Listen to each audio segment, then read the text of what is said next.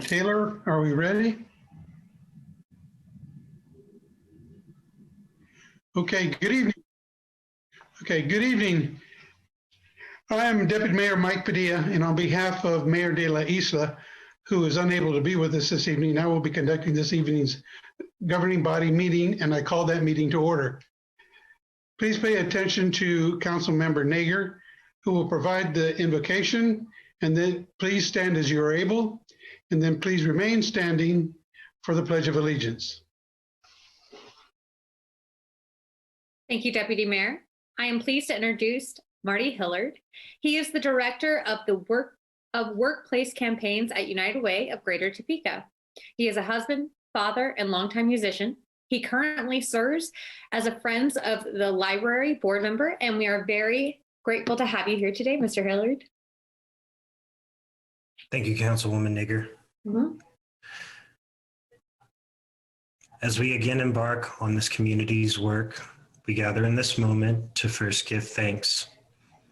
We give our gratitude for the opportunity to stand in this work, to represent the many constituents and neighborhoods of the city, and to put forward our best efforts in the service of our collective present and future.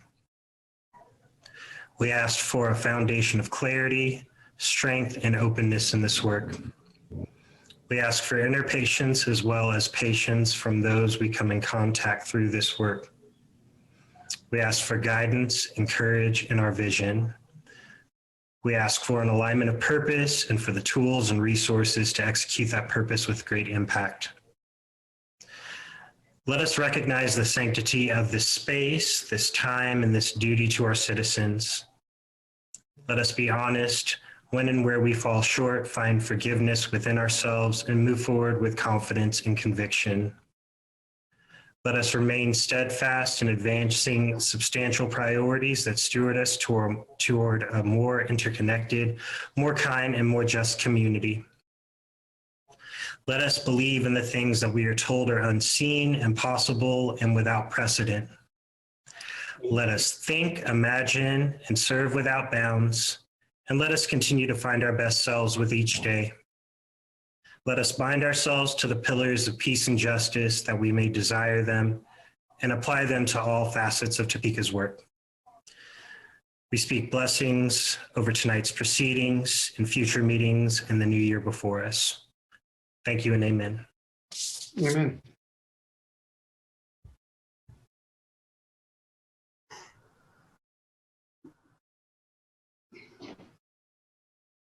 Okay. I pledge allegiance to the flag of the United States of America and to the republic for which it stands, one nation, under God, indivisible, with liberty and justice for all.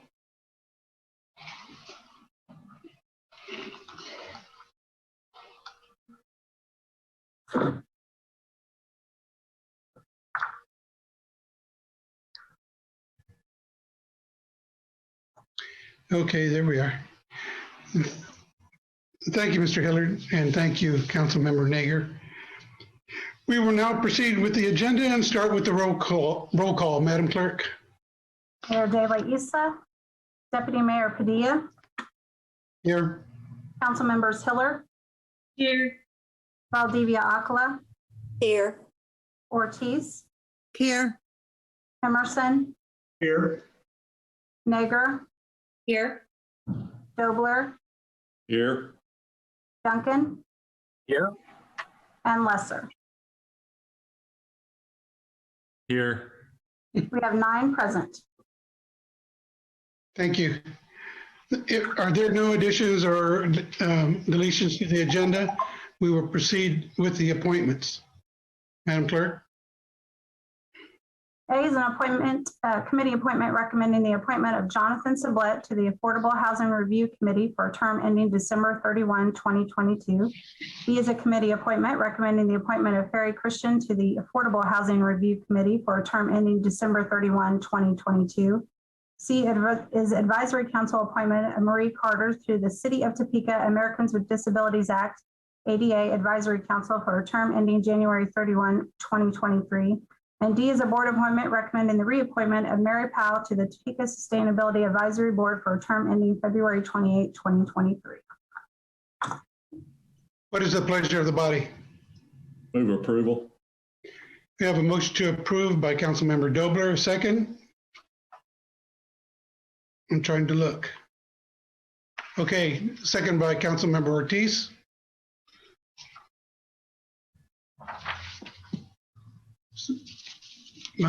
Madam Clerk, will you call the roll? Councilmembers Hiller, Yes. Valdivia Akala, Yes. Ortiz, Yes. Emerson, Yes. Deputy Mayor Padilla, Yes. Councilmember Nager, Yes. Dobler, Yes. Duncan, Yes. and Lesser. Yes. We have 9 yes, motion carries. Thank you. We'll move on to item number 3 on presentations. City Manager. Thank you, Deputy Mayor. Tonight, Director of Planning and Development, Bill Finder, will go through the year-end 2020 report for development, development and growth management, excuse me. Go ahead, take it away, Bill. Okay, thank you, Mr. City Manager. Good evening, everybody. I think we got it up here. Can everybody see that? Good. Well, yes, another year has gone by. Pleased to present the Development and Growth Management Report for 2020. 2020 was a good year, all things considered. You'll see some trends that are very encouraging. You'll also see some things that might be of some concern, not knowing how we're going to come out of 2020 into construction for this year. But I think all things considered, some surprises, some good surprises. So let's get into the results of last year. So overall, from a development standpoint with our building permits, we actually had a bit of a uptick. In fact, a nice uptick of 9% total building permits from the previous year. That was not what we expected when we were in March or in April. So definitely a good sign there, but it's really a tale of two tapes here. The blue line on this chart is residential, and you can see that ascending, going up. The red line here, commercial, descending, going down. So let's take a look and see a little deeper how that broke out last year. We had a unprecedented year, I would say, for housing. When we look at first the new housing units that were developed in the city, we had 293 that were permitted. That is a huge leap over the previous years, 157% from the previous year, for instance. So we really took a big leap there, and that had most to do with two prominent large developments, the Calamar senior living development north of Hummer Sports Park, and then you also had the Casson development at 6th and Topeka. Both of those are on top of what we normally do, really put us into the most units we've seen since the recession. So, so that was a nice surprise for 2020. When you look at the alterations and additions on the residential side, you see also a nice sizable increase in permits for those types of things, 31% increase over the previous year. And that makes a little more sense to me. People are staying in place. You have low mobility, almost all-time lows with mobility, and people are just using their home more for work as well. So we stayed at home, we fixed things up, and that resulted in a lot of this uptick in what you see in additions and alterations. And not surprisingly, with all those new units, we had again, kind of an unprecedented year for our share of units in the city. From a countywide perspective, we had 72% of all new housing units occurred in the city last year. That is 21 percentage points higher than last year, which we were already trending up in that direction. So that had a lot to do again with those the couple large projects. When you look at our lot inventory in the city, it again started out the year with a little bit over 8 years worth of single family and 2-family lots in our inventory. We chipped away at that and now have a little bit over 7.5 years of lot inventory. Basically, what that means is it's in good shape. Plenty of prime buildable vacant lots still out there, but they did get absorbed by about 3/4 of a year last year. All right, let's turn our attention over to the commercial side. That was as I showed you earlier, descending for the year, which is again not a huge surprise with the economic activity being stunted and the uncertainty out there. 21% drop in permits from the previous year for commercial activity. If you break that down a little bit more, you will see that on this slide, we are showing on the far, this is a square footage of all commercial permits. So on the far right, you have a purple bar that looks pretty good. There was 3.5 million square feet of permitted work last year.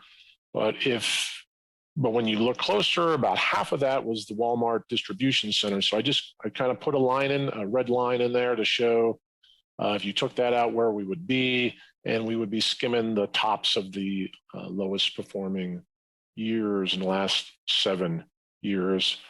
The same really can be said for the value that the Walmart project made up almost half of our total permit value.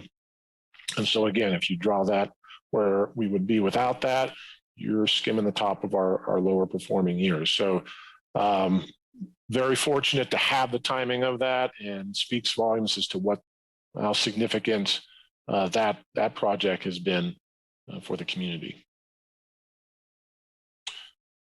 With regards to where commercial permits are happening, we typically look at those strongholds, which are downtown and the I-470 corridor. That's where we see most of our permit activity commercial wise.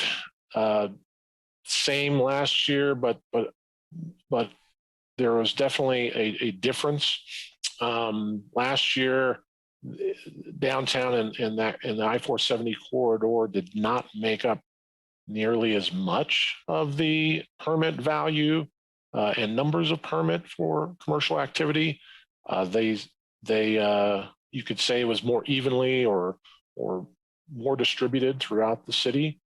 They still had a lot of activity, just not as traditionally as much as other parts of town. In fact, if you kind of look up here along Highway 24 and in North Topeka, you see a cluster of commercial activity, and that really popped up there a lot last year.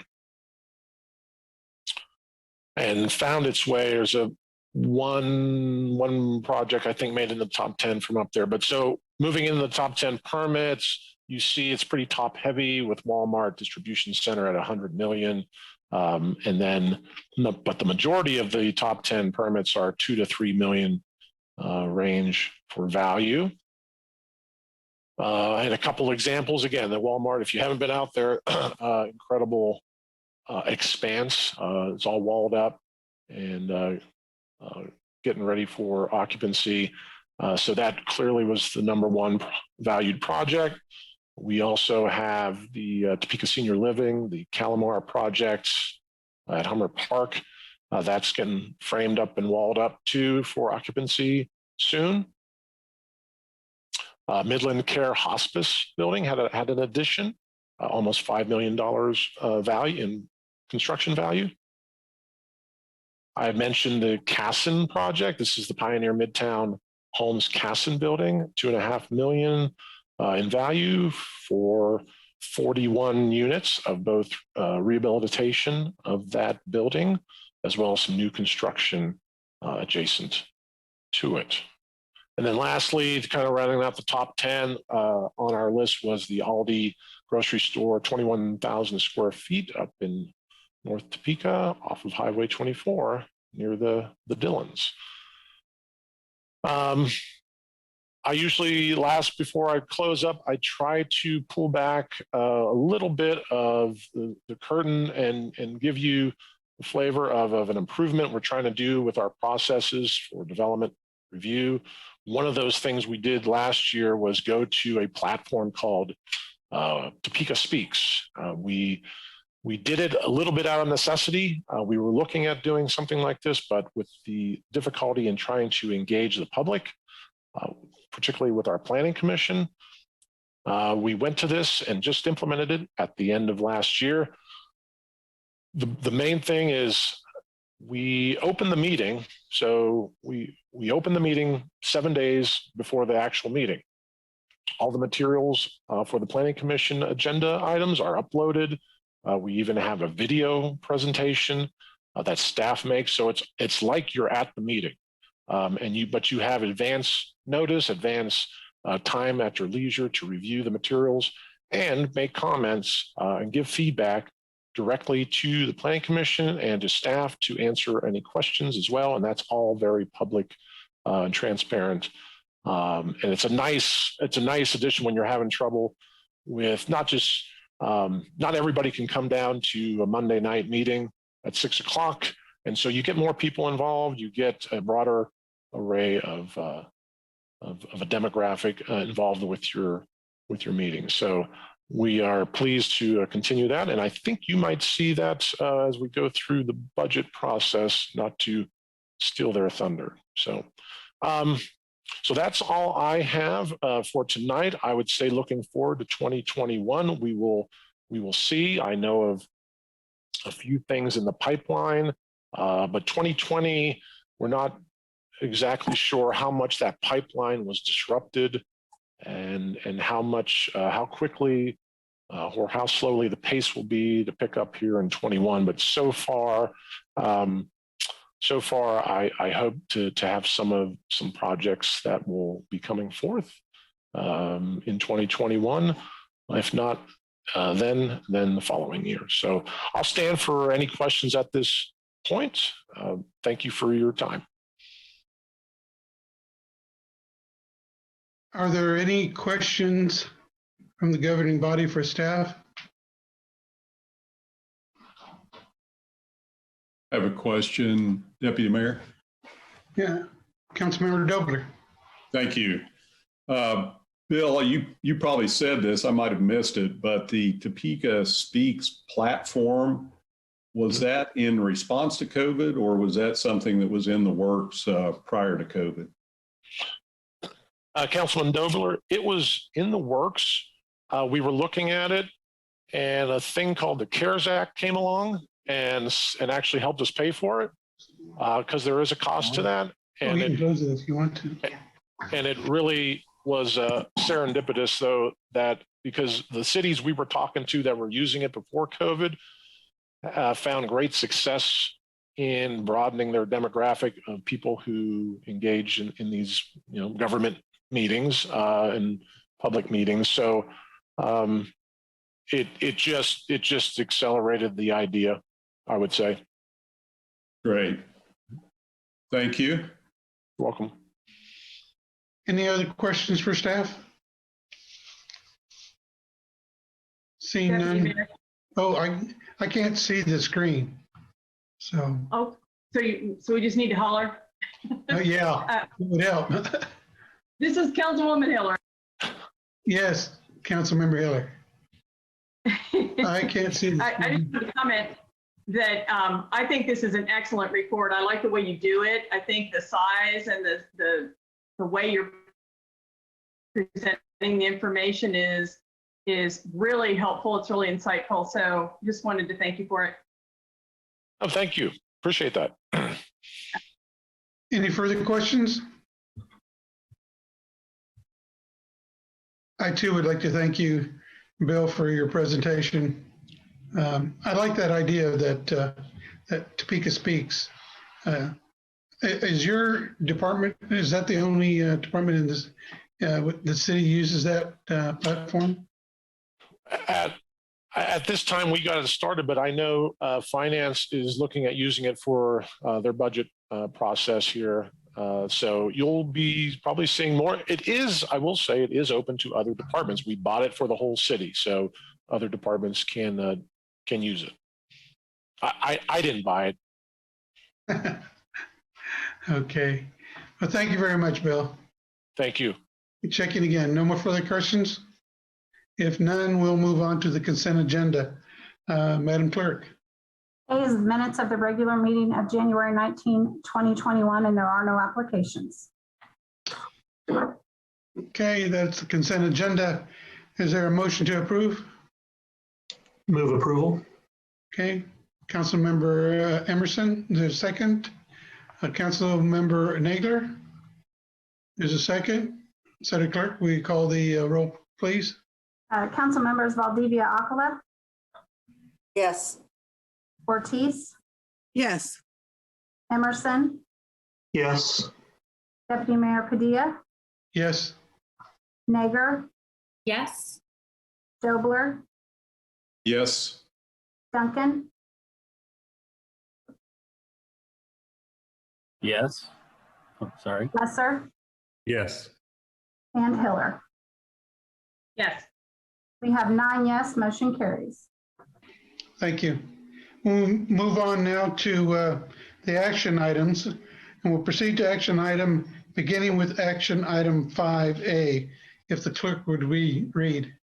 A is a board appointment recommending the appointment of Carol Roberts to the Topeka Human Relations Commission to fill an unexpired term ending February 28, 2022. Councilmember Alcala. Thank you, Deputy Mayor Valdivia Alcala. Yes. Also, I thank you. I know that this was held over until this coming meeting, and I'm just noting appreciation for that so I could have more time to do my due diligence in looking at the application process for everyone. I just wanted to let it be noted that I will be voting no on this nomination. I had a nice conversation with Ms. Carol Roberts this morning. She sounds like a very competent, lovely individual, quite interesting. I strongly got the impression from her that she was committed to her family, to her faith, and to her family that is involved in law enforcement. With that said, at the same time that, we had this lovely conversation, I do have concerns about her stances when it comes to LGBTQ protected class status and possibly some other stances on civil rights. My way of looking at the Human Relations Commission, even though I know there's a lot being bandied about, do they know what their mission is, the evolution of HRC, whatever it is that people are talking about out there. To my way of understanding, one of the goals of the Human Relations Commissions is to speak on and speak up about and educate on the protection of civil rights, those that come under the protected classes of Title VII or those other protected classes as well. In the realm of the Human Relations Commission, what you are often focusing on is human rights, civil rights, and you are also focusing on justice. So to me, when we look at the role of the Human Relations Commissioners, even as their commission may be evolving, we're still looking at that responsibility that they have, where it is not open to debate what protected classes are. It is not open to some kind of farcical debate about who or who should not be a protected class. It is what it is. And when it comes to human rights, civil rights, these are things definitely that when we look at folks that come onto the Human Relations Commission, we as a governing body, I believe, should be taking a closer look. I did tell Ms. Roberts it was, nice talking to her. I appreciated her taking the time out of her work schedule to speak with me. And again, Deputy Mayor, I will be voting no on this nomination. Thank you. Thank you, council member. Is there any further discussion on this action item? I'm looking. Seeing no further discussion, what is the pleasure of the body? Is there a I motion? think Councilwoman Nager had her hand up. Oh, I did. Kenzie? Yeah. I try not to hide from you, but thank you, Deputy Mayor. I did want to just ask Councilwoman Valdivia Alcala a question. Did you, in looking over the application, was it something in the application that you found that perked your interest that prompted this further discussion? Council member Valdivia Alcala? Hold on, I'm trying to unmute. There were a couple of things. Okay. Yes, and also the emails that were voiced from some constituents that were able to see the application and that had looked more in depth than I had at the time because of my time constraints. This extra week or so really gave me some more time to delve into it. And she was very gracious in, giving of her time to talk with her today. Okay. Thank you. That's the only question I had, Deputy Mayor. Okay. Again, like I said, it's a little difficult to see everybody on the screen. So if I accidentally overlook somebody, please speak up. I appreciate that. Any further discussion on this action item? Deputy Mayor. Sir, Councilmember Dobler. Thank you. Councilwoman Valdivia Alcala, I certainly appreciate your viewpoints and happy that we could spend the extra time vetting this candidate. I will be in support of Ms. Roberts. I think like everybody, you get the applications from the mayor's office. I didn't know Ms. Roberts. I've talked to her, but I don't know her personally. I looked over the application, small business owner. I know she was recommended by a current HRC member, active in the community, and those are kind of the things I look for. I did visit with her, and you were pretty accurate, very, very gracious person. I would note that this appointment is for basically 1 year till February of 2022. So we are not putting somebody on that board for a 4-year term. It's just 1 year. I think it would be good to have somebody with maybe some different viewpoints, maybe an opportunity to further education. I don't necessarily believe everything that Ms. Roberts believes, but I certainly believe that we should have an opportunity to get folks of various viewpoints together for discussion.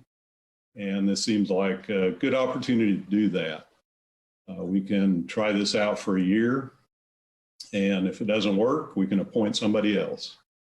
So with that, I will move approval, Deputy Mayor. Have a motion, and is there a second? Councilmember Ortiz. Have a motion and a second. City Clerk, will you call the roll for a vote? Councilmembers Ortiz, Yes. Emerson, Yes. Deputy Mayor Padilla, Yes. Councilmembers Nager, Yes. Dobler, Yes. Duncan,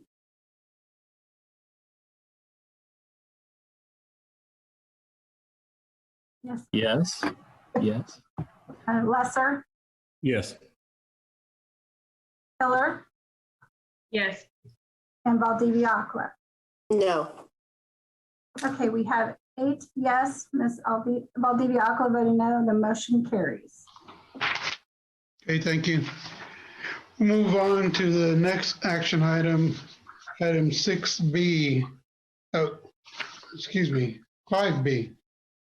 Thank you. Madam Clerk, would you read? He has a revised project budget in the amount of $15 million and a resolution introduced by City Manager Brent Trout, amending and authorizing the project budget approved by resolution number 9174A for improvement project number T701016, which provides for the reconstruction of Southwest 12th Street, Kansas Avenue, and Gage Boulevard. Mr. City Manager. Thank you, Deputy Mayor. Tonight, we bring a request before the governing body for approval of a budget amendment for this particular project. The Southwest 12th Street project has been a project that's been in the works. It was originally identified under the countywide sales tax as a project to be funded in that way. Brian Faust is here, and he will go through some of the reasons why we're asking for this request. We did receive 6 bids, and we feel very confident that the bid that we have is a good bid and reasonable, and that's why we're seeking instead the amendment in order to be able to move forward. So, Brian, if you could please provide additional information. Thank you, City Manager. The cost that's contained within the CIP is $13.18 million. And that was for the design and reconstruction of the roadway itself.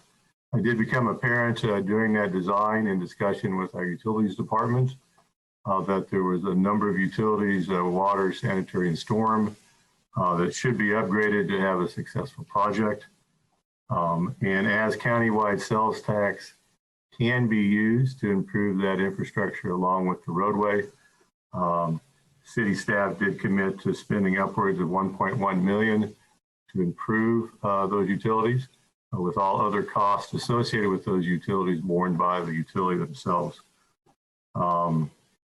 As the city manager mentioned, we did receive 6 bids for the project on December 21st. When we added in the cost for design, inspection, right-of-way acquisition, the $1.1 million that we agreed to cover in utilities, along with a number of bid alternates, which included landscaping, additional streetlights, and a portion of the project in concrete pavement. The total project cost is estimated at $14.635 million, roughly $1.45 million over what was in the approved CIP. And so what we're asking for today is a budget amendment to let us go up to $15 million. That will cover the estimated cost, but also give us a small amount in contingency that we can use for unforeseen circumstances that arise on the project. I'd be happy to answer any questions. Are there any questions from the governing body for staff or about this resolution? Yes, Deputy Mayor. Yes, Councilmember Nager. Thank you, Deputy Mayor. So, Mr. Faust, I just want to reiterate, we mainly saw this increase because of utilities, just making sure that we are doing our due diligence and replacing what we need to replace and doing what we need to basically, so we don't have to revisit this roadway and these utilities for another good chunk of time. That's correct. I think we learned our lesson on Southwest 10th, which was one of our first sales tax projects where we did the street. And then shortly after we did the street, all the underground utilities started blowing up. Mm-hmm. We don't want a repeat of that performance on this project. And so we did identify with the utilities department a number of infrastructure that's very old. I believe we have water lines that date back to the late 1800s. It seemed kind of foolish to put a brand new road over top of that. So. Yep, you already answered my next question, which was how old are some of these utilities? So thank you so much for that information. Thank you, Deputy Mayor. Thank you. Any further questions or discussion on the resolution? Councilmember Duncan. Oh, I want to just clarify one thing. So these are new costs of infrastructure that have been identified since the original assessment was done, or these are costs that have changed from when the original assessment was done to what it now costs? as we're about to start the project? When the budget was put together back in probably the 2014 timeframe, it was for the reconstruction of the roadway. And so as we got into the design, we began to look at what utilities, if any, do we need to upgrade or improve. And so that 13.18 million was for all the costs associated with the roadway, but not for the utilities. And when we looked at those original numbers, we felt the project could cover 1.1 million. As we finalized the design, we got the bids in, we realized that that was going to kick us over what the budget amount was. I haven't seen any projections that tell us our revenues are going to increase, that we're going to collect more sales tax. I mean, is there an offset here? Do we expect the dollars to pay for this increase to come from something else? Will there have to be an adjustment somewhere? I mean, I'm just curious because it just seems like we are just adding, and I get why, but another $1.5 million, but got to come from somewhere, I guess. And most of our money is spoken for over the next whatever. So could you walk me through the financial part of it, please? Somebody. Right. We've identified the funding out of the Federal Fund Exchange, our FFE program. We had that money currently available to use for this project, and that's what we've identified to cover the cost. In the resolution? Is there any other questions? Just want to The make sure. resolution says it's coming from county sales tax. I guess in any other lawfully available funds, but it doesn't identify that in the. I think brief sheets. I don't know if Mary's on the phone or on the Zoom call.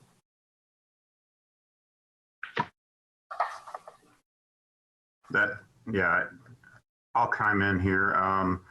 The intent was that we would use federal fund exchange dollars in order to be able to move forward with that. And if it's not mentioned there, primarily most of the funding for the project will come from the countywide sales tax. Then there's also money from the utilities department. And then the additional monies that are needed would come from the federal fund exchange. That's what we identify as our source to cover the additional costs. I guess some sort of guarantee for whatever it's worth that we're not then going to have to come back and say, oops, we've got to take money from project Y because we used it for this project. Brian, was that identified for something else in the future for another project? No, when we worked with the finance department, we asked what was unencumbered, and that was the numbers that they provided to us.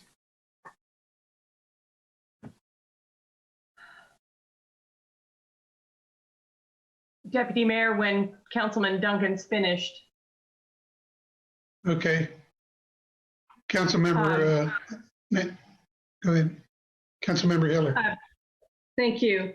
I too worry about the money. I appreciate Councilman Duncan bringing that up. So I do have a couple of questions. Regarding these are water lines, I guess. Originally, were we not going to replace the water lines and this was a change? But what I'd say is when we looked at the road initially, I mean, it was a road project, but part of our due diligence is to look at, everything that will impact that project. We could have just put in the same storm lines, but we upsized the number of storm lines to handle the additional flow. We looked at the break history and the age of the water lines.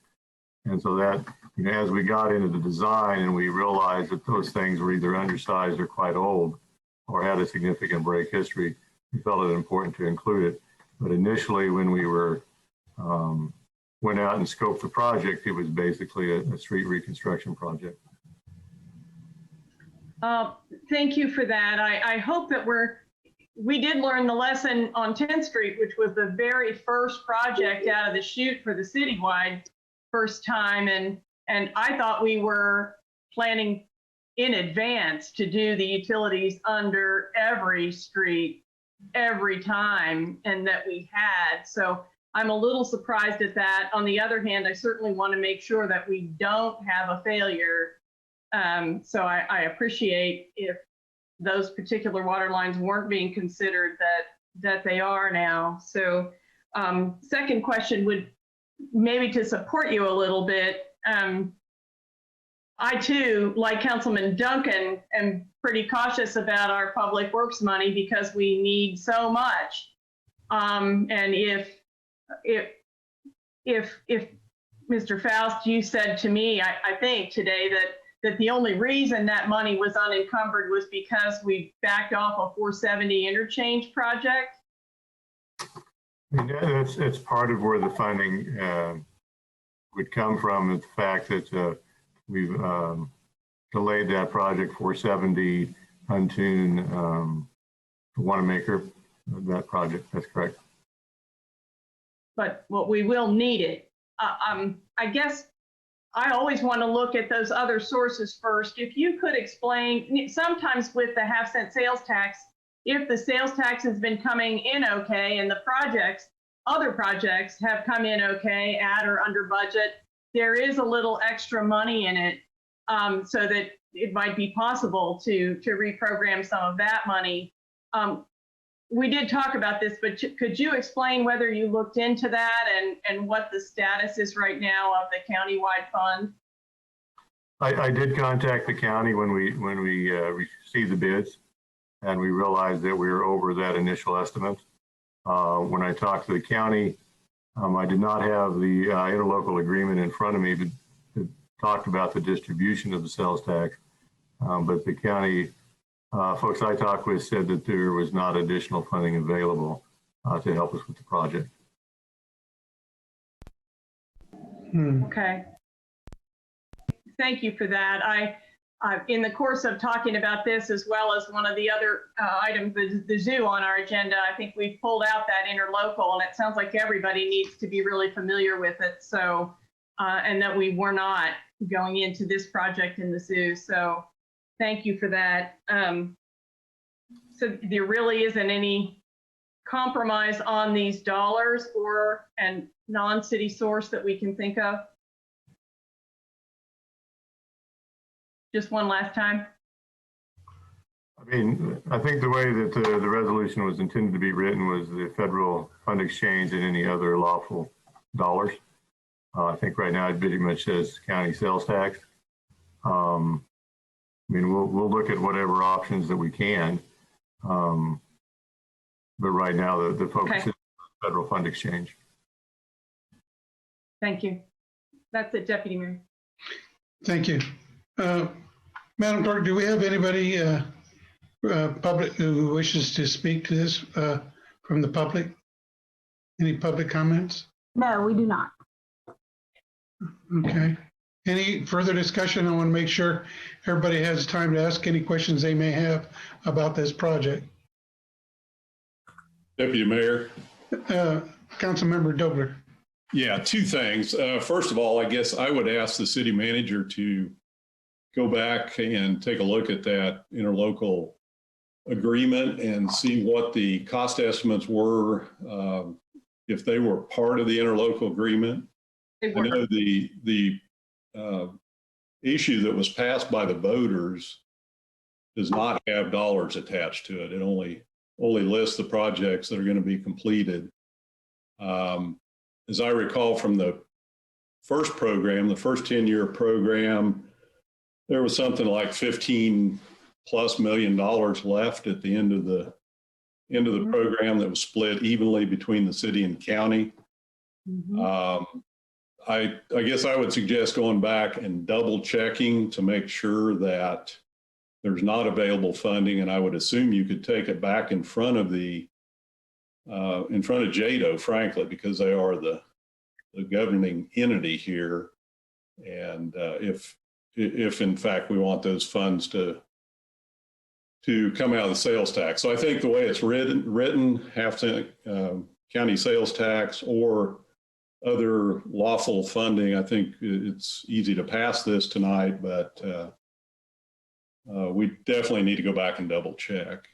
Having said that, I will, when it comes to a vote, I will abstain from this. Barlin West is involved in the design of this project, and I don't feel that I can vote either way on it. So thank you, Deputy Mayor. Thank you. City Manager, do you have something you would like to add? Yes, the interlocal agreement had this project being funded at $13,180,000. And so that was what was set aside. And with only being 4 years into or almost 5 now with this, it's hard to know, in our opinion right now, looking at the numbers that finance provided, I'm not sure that we have any additional that we've received above where we could capture additional. We'll look at it again. We haven't finalized the numbers for this year, but with the information that we have, we're just over a little over 11, I think it was 11,400,000 right in that neighborhood in the account as of like a snapshot that finance provided me. And so, which is less than even what is allocated for this project and less than what we'll have for a total. And so as we look at that and with projects that are stacked behind this, not sure where we're going to be, but we'll analyze it just to be sure. I think that's a good advice because obviously the targeted place for this funding to come from was countywide sales tax, and that's what we would prefer to utilize as the funding source. So we'll verify if there's even another 100,000 we can request for a change. That would be less we have to take from federal fund exchange, and so we'll pursue that. Okay. Any further questions? Is there a motion from the council? Deputy Mayor, I have Yes. a question. Councilmember Ortiz. Thank you. Is there a reason why we can't defer this for another week till we can see where our funding source is coming from?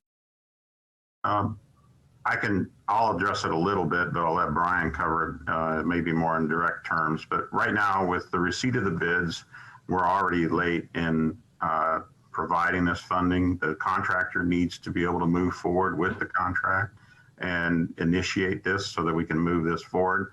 We're already, they got to gear up for purchases of materials and so forth. We really need to move this project on. The timeline from when we received the bid to now is already more extended than what we typically see. So we really need to get moving, contractors ready to mobilize and get this going. And we're not going to get a lower bid. So it's, really, in my opinion, not going to change whether we move forward with this contractor or not. It's really about the funding source for us. So since you said all that, I'd like to defer it for another week so we can look into the funding. I'll make that motion. Okay, there's a motion to defer. Is there a second? I'll second it. And I also have a question. Okay. Thank you, Councilmember Lesser. Councilmember Lesser. Go ahead with your question. Yeah. Do you have any numbers of what have we actually incurred to this point on the project? What we've incurred basically to this point are the design costs. I believe the design costs are roughly 1.2 million. We have a contract for the inspection, which I believe is in the $600,000 range. So we have, I think, roughly 1.8 million for design and inspection already under contract. Thank you. Any further discussion, questions? Okay. Madam Clerk, will you call the roll for a vote? Councilmember Emerson, And just to clarify, this is on the deferment, correct? Yes, there would be a motion to defer to, I believe, next week's agenda, City Manager? Yes, that's what the motion was. Yes. Deputy Mayor Padilla, Yes. Councilmember Nager, Yes. Dobler. or Yes. abstaining. Well, I'll abstain from this as well. Okay. Councilmembers Duncan, Yes. Lesser, Yes. Hiller, Yes. Valdivia Aquila, Yes. and Ortiz. Yes. We have 8 voting yes. We have 1 abstention, so the motion carries. Thank you. City Manager, if I may ask, since we are taking this week defer, for those questions that have been asked, I would ask that the information that you hope to provide at the next council meeting, maybe we can get it in advance of that council meeting so that the council members can look it over, maybe even help them refine their questions about the financing and so that we can move forward with the project. I think the more information you make available to them, the sooner the better. Maybe that will help us in moving forward with this. Will do. Thank you. Okay, we'll move on to the next non-action item, which is item 6A. Madam Clerk, will you read? Is discussion of the terms and conditions of a license and management agreement with the Friends of Topeka Zoo, FOTS, that will provide for the operation and management of the Topeka Zoo and Conservation Center by FOTS as part of a proposed public-private partnership. Mr. City Manager. Thank you, Deputy Mayor. Well, tonight, I have a few comments before we lead into having additional comments, presentation from Lisa Robertson, City Attorney, related to some information more specific to the agreement. And then also we have Friends of the Zoo individuals that will be here to make their comments. So the Friends of the Topeka Zoo started in 1964. Since that time, this organization has partnered with the city to assist us in operating a world-class zoo. They have worked hard at fundraising to create new attractions in our zoo, such as Camp Cowabunga and Kay's Japanese Garden, just to name two that I've been available to see since I've been here. The license and management agreement provides the city with the opportunity to enter into a public-private partnership with FOTS. One of the benefits of this type of arrangement is to transfer the risk associated with unanticipated expenditures and cost increases in the zoo, which at times present municipalities, our city, with difficult funding decisions. I have had to make tough decisions at budget time related to the requirement to limit new positions that were requested by zoo management to enhance the zoo experience. The annual license and management fee that FOTS will receive from the city to operate and manage the zoo is only one revenue source. FOTS will be responsible for cultivating others. They have shown in the past that they are very capable in this area, and I feel this new arrangement, once approved, will facilitate more possibilities. Multiple funding sources will be needed to maintain the zoo in accordance with AZA and USDA standards and regulations to implement the vision set out in the zoo master plan. We will continue to support capital maintenance needs at the zoo with this agreement and provide countywide sales tax monies approved by the voters to build new attractions to complete the zoo master plan. FOTS has established meaningful relationships with members of the community who have expressed a great deal of interest in the zoo and have been generous in their support with gifts and donations. My belief is that this action encourages this support to a higher degree in the coming years. We need to all remember that even as we consider this management agreement with FOTS, this is still the Topeka Zoo. The city of Topeka Zoo will be managed by someone else, but it is not anyone else's zoo. It's still the city of Topeka Zoo. What does change is the responsibility for the day-to-day operation, educate, and execution of the master plan of the zoo. FOTS takes on that role if this agreement is approved. FOTS has shown a commitment to the zoo over the years and has expressed that it intends to make funding and asset allocation decisions with a specific goal in mind: to support and improve the Topeka Zoo and Conservation Center, and to enhance the guest experience moving forward. There is no better organization to meet this mission and purpose than the Friends of the Topeka Zoo. And I'd ask that if Lisa would please move forward with her presentation regarding some of the specifics of that license and management agreement that we've been talking about for a good period of time now. Lisa? Thank you, Mr. City Manager. I've got Steve Wade is the slide master for this presentation, and you stole my thunder because I used elephant font style on this presentation. Just I thought it was very fitting. So we'll start with how the license and management agreement developed. As you know, we've been talking about this. The next slide, Steve. Next. There we go. Thank you. As you know, we've been talking about this for quite some time, over many months, and I know that Brendan has been talking about this since for a decade. We've gotten guidance from the governing body as to what their long-term vision is for the zoo, and we also got specific guidance from all of you in December when we talked about the financing aspects of this, the December 8th meeting.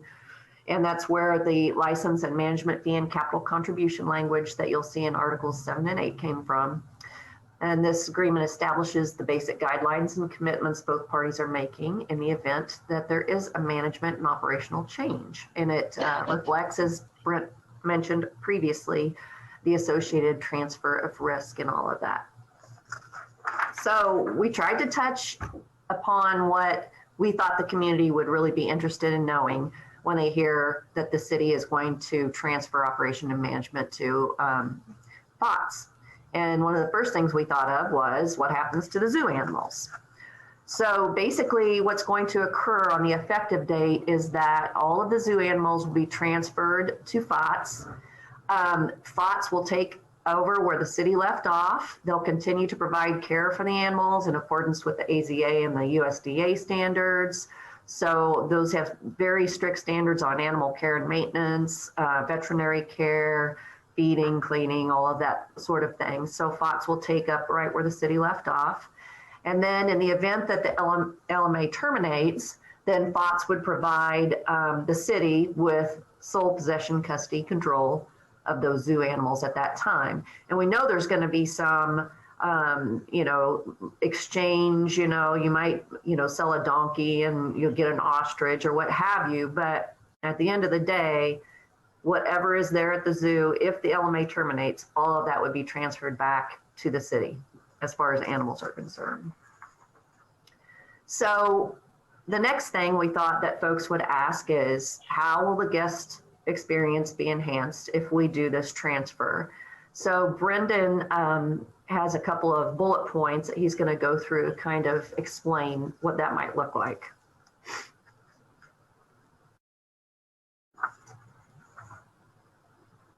You on there, Brendan?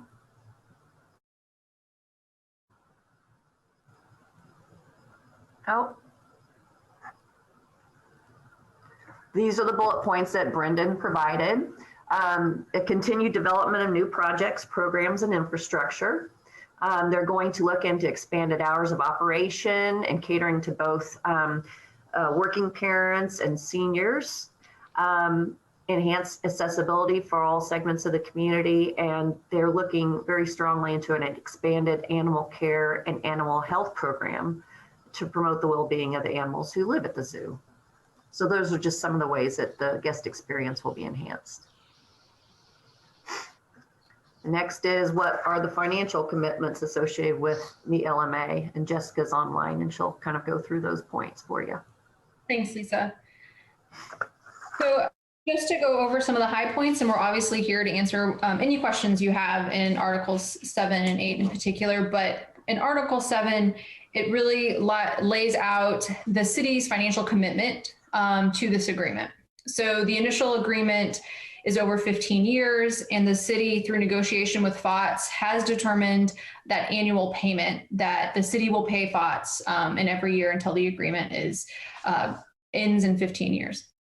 So where we got to this number is, I believe you all remember back in, I think November, FOTS gave a presentation of their vision for the zoo, and also included in the distribution of backup information their financial model for over that period of time. So that's where we actually got the dollar amount that's now included in the LMA.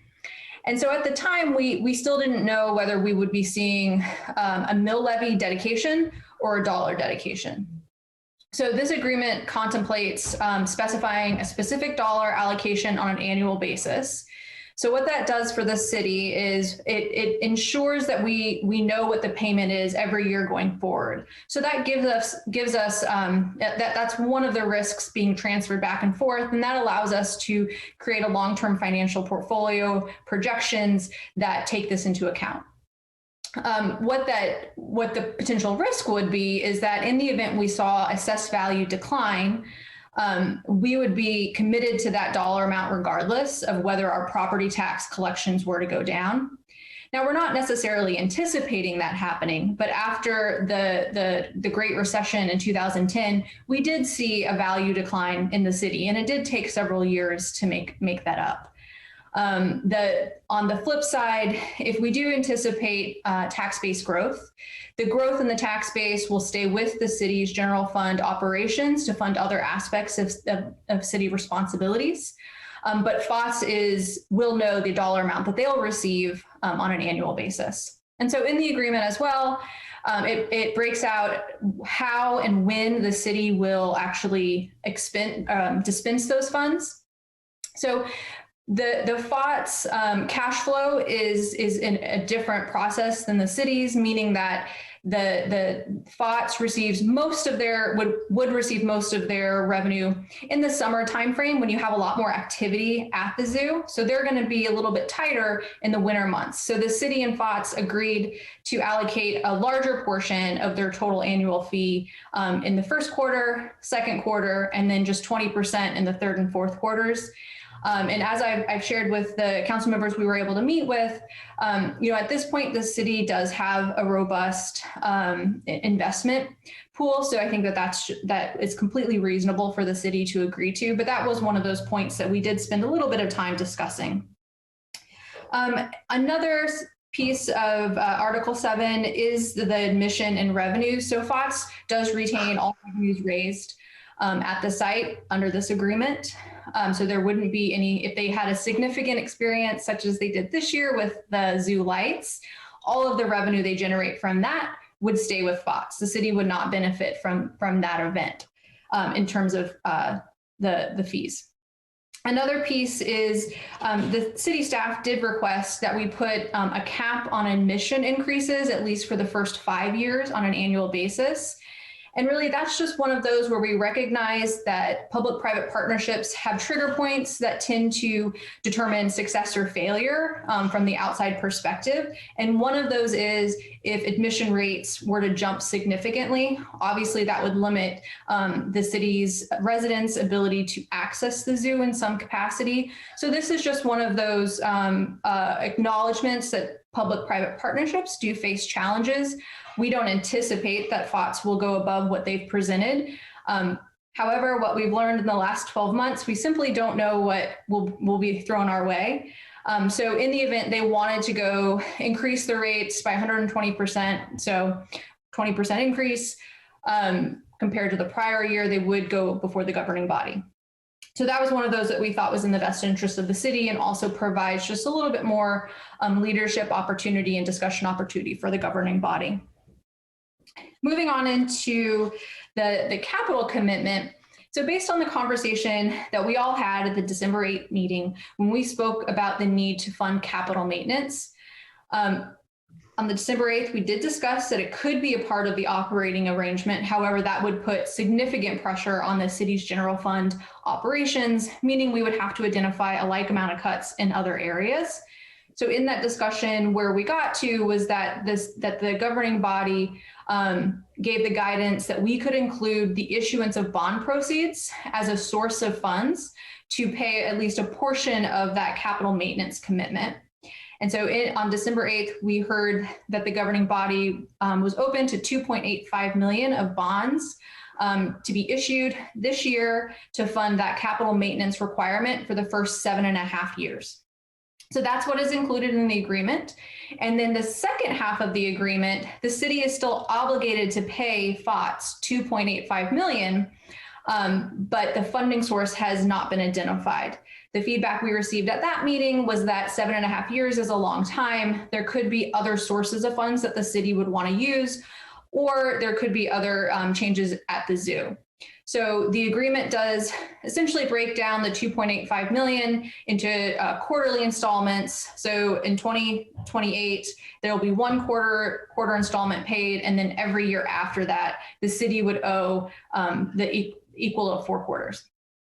So the agreement, just to point out, if approved and signed, the city is obligating ourselves to pay the annual management fee in the agreed upon quarterly installments. And then we are also obligating ourselves to give $2.85 million of funds. And in this case, in the first half, it would be bonds within 6 months of the agreement being in effect.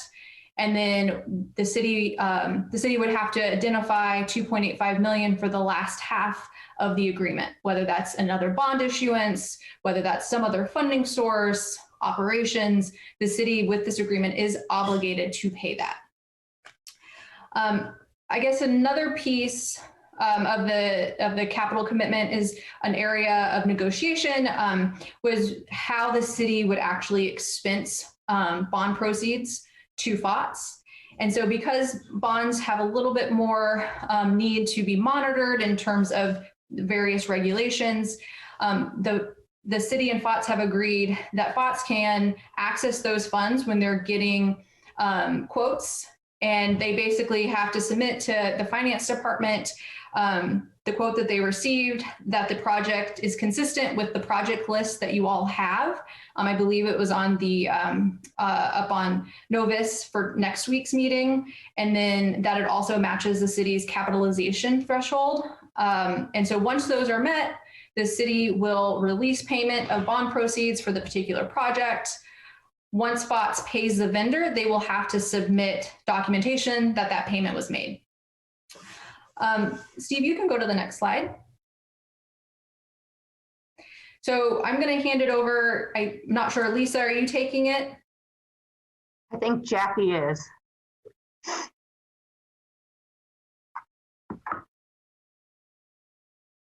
Good evening, everyone. Not sure that my video is coming on. It's on. Okay. Sorry about that. Steve, you can go to the next slide. So throughout the discussions with Friends of the Zoo, we have worked to make sure that all of the different aspects of the various insurance coverages are handled, and who is going to be responsible for what aspects of insurance. And so the city is going to provide the property insurance that covers the zoo premises. But FOTS would be responsible for paying any deductibles associated with any actual claims or losses.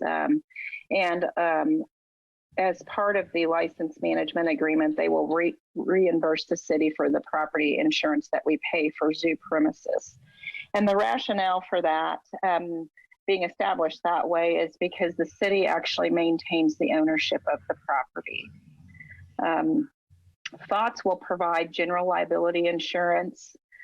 They will provide insurance for property insurance that covers any of the property, including vehicles that they own, any professional liability insurance, errors and omissions, the workers' compensation insurance, and vehicle liability insurance. And the city of Topeka, as well as FOTS, has consulted with insurance experts to lay this out the way that it will be set forth in the license management agreement.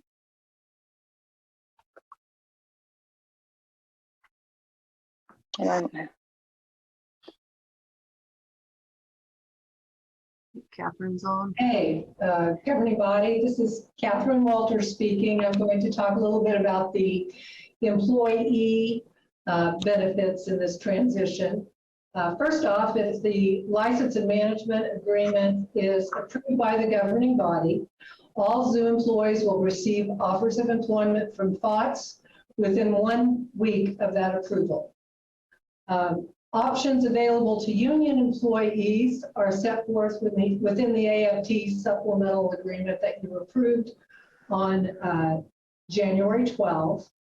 And that the options available to the union employees depends on their CAPERS retirement eligibility.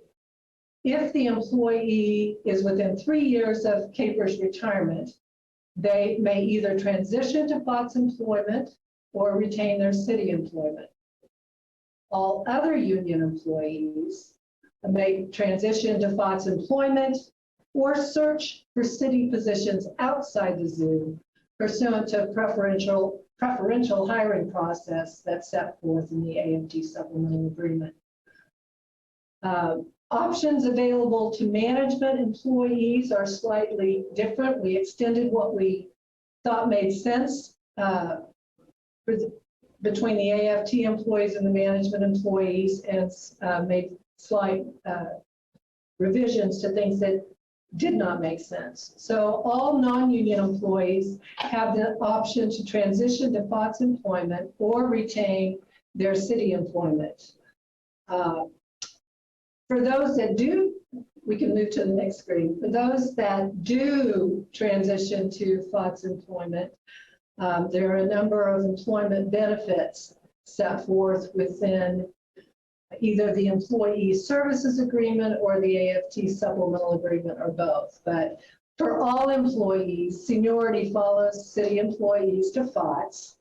And that basically means that for benefits that take seniority into account, City of Topeka years of service will be combined with FOTS years of service to determine what level of benefit the particular employee would be at. All employees may transfer, assuming they have vacation accruals available to them, they may transfer some of those vacation accruals to FOTS. And those vacation accruals are the responsibility of the city, whether they transition to FOTS or whether they're paid out to the employee at termination of their city employment. Employees may also transfer 240 hours of sick leave to FOTS, and that is an unfunded liability at the time of transfer. Of course, when employees use that as a FOTS employee, that would be a FOTS responsibility.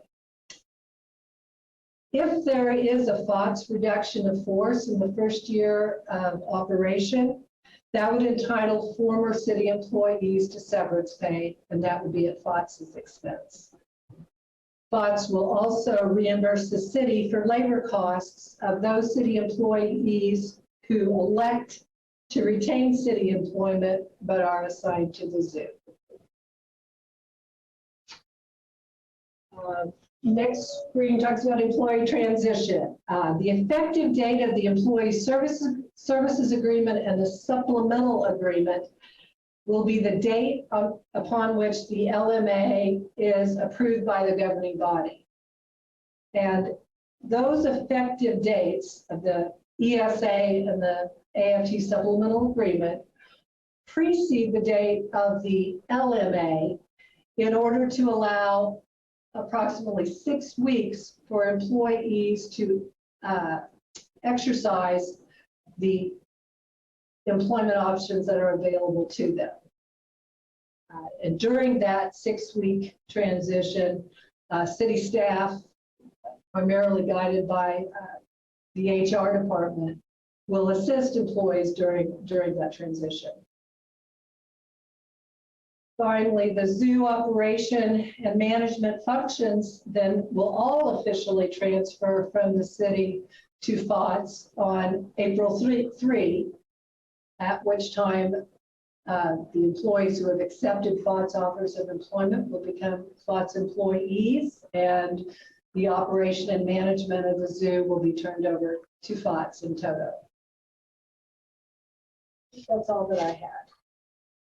Another aspect that we thought was pretty important and that folks would probably ask about was what level of oversight that there would be if the management operation was transferred to FOTS. So we've included a couple of provisions in the agreement, the proposed LMA, that talks about representation on the FOTS Board of Directors. Right now, there's a blank where it talks about how many governing body members would be appointed to serve as voting members on the FOTS Board of Directors. We heard from some folks we talked to that governing body members are already pretty busy as it is, and maybe they don't want to serve on another board. We heard from a couple of folks that one individual would be sufficient. We've heard from one that 2 would be great. And then we've also heard that perhaps just having an individual serve by virtue of their position. So if that's the mayor or the deputy mayor or both of them serving just by virtue of their position as a voting member of the FOTS board. So that's up for debate tonight. That blank certainly needs to be filled in one way or the other. Either we take out the voting members from council, from the LMA, or we include the number you would like or the designated positions that you would like to be members of the board. We also have provided for 2 staff members to be non-voting members of the board of directors, and we've designated those by position. One position would be the financial services director, and the other, the public works director. That's pretty self-explanatory, I think. I mean, obviously, the financial services director would want to keep up to speed on what's going on with, how things are working. And public works director would be the person who's going to head up, any capital projects that there are and would be able to provide some valuable input. We also included some reporting requirements in the proposed LMA. We provided for an annual report that FOTS would give by no later than March 31st of each year, and that's going to be a more comprehensive, detailed report, and probably something that they will actually physically appear at a governing body meeting to provide. Then we also provided for quarterly reports, because some of the input that we received from council members that we spoke with indicated that having that more routine information exchange on things, just what's happening. If there's a capital project going, where's it at in the process? How's attendance? How's the budget going? Are you doing okay? Just those types of things so that they know on a more recurrent basis. And when constituents ask those questions, like what's going on at the zoo, they'll have the information to provide to the folks who are calling in. And then obviously, some of the more basic things we're going to include in the LMA as well. The independently audited financial statements, that the city has a right to come in and inspect the reports and documents of FOTS with reasonable notice and that type of thing. So we provided that level of oversight, thought that was important. You'll find that in several articles within the agreement. And then kind of the last thing we wanted to touch upon was any timing issues that were involved, because there is some timing that enters into the equation here. Right now, we have the agreement set up to be effective on April 3rd, which is obviously the start of the second quarter. So to make that date work, there would have to be an approval of the LMA in February so that we would still have that sufficient transition period that Catherine was talking about earlier. We need at least 5 weeks. 6 would be great, but we could make that employee transition, the transition that has to go along with IT and facilities and all of those things that will provide us with the period of time we need to get all of that done. If the approval occurs later than February, then the effective date of the LMA will need to be adjusted. We'd have to push it back to the start of the third quarter. So we'd be looking about, in July. And so then that would mean we'd have to go into the draft that we have now and just, make some revisions and adjustments to, financial figures and dates that are corresponding in that document. And then also, Catherine mentioned the AFT supplemental agreement that you all approved. There's a provision in that particular agreement that states that it is void if the LMA is not approved by March 31st of this year. So those are some of the timing considerations that there are.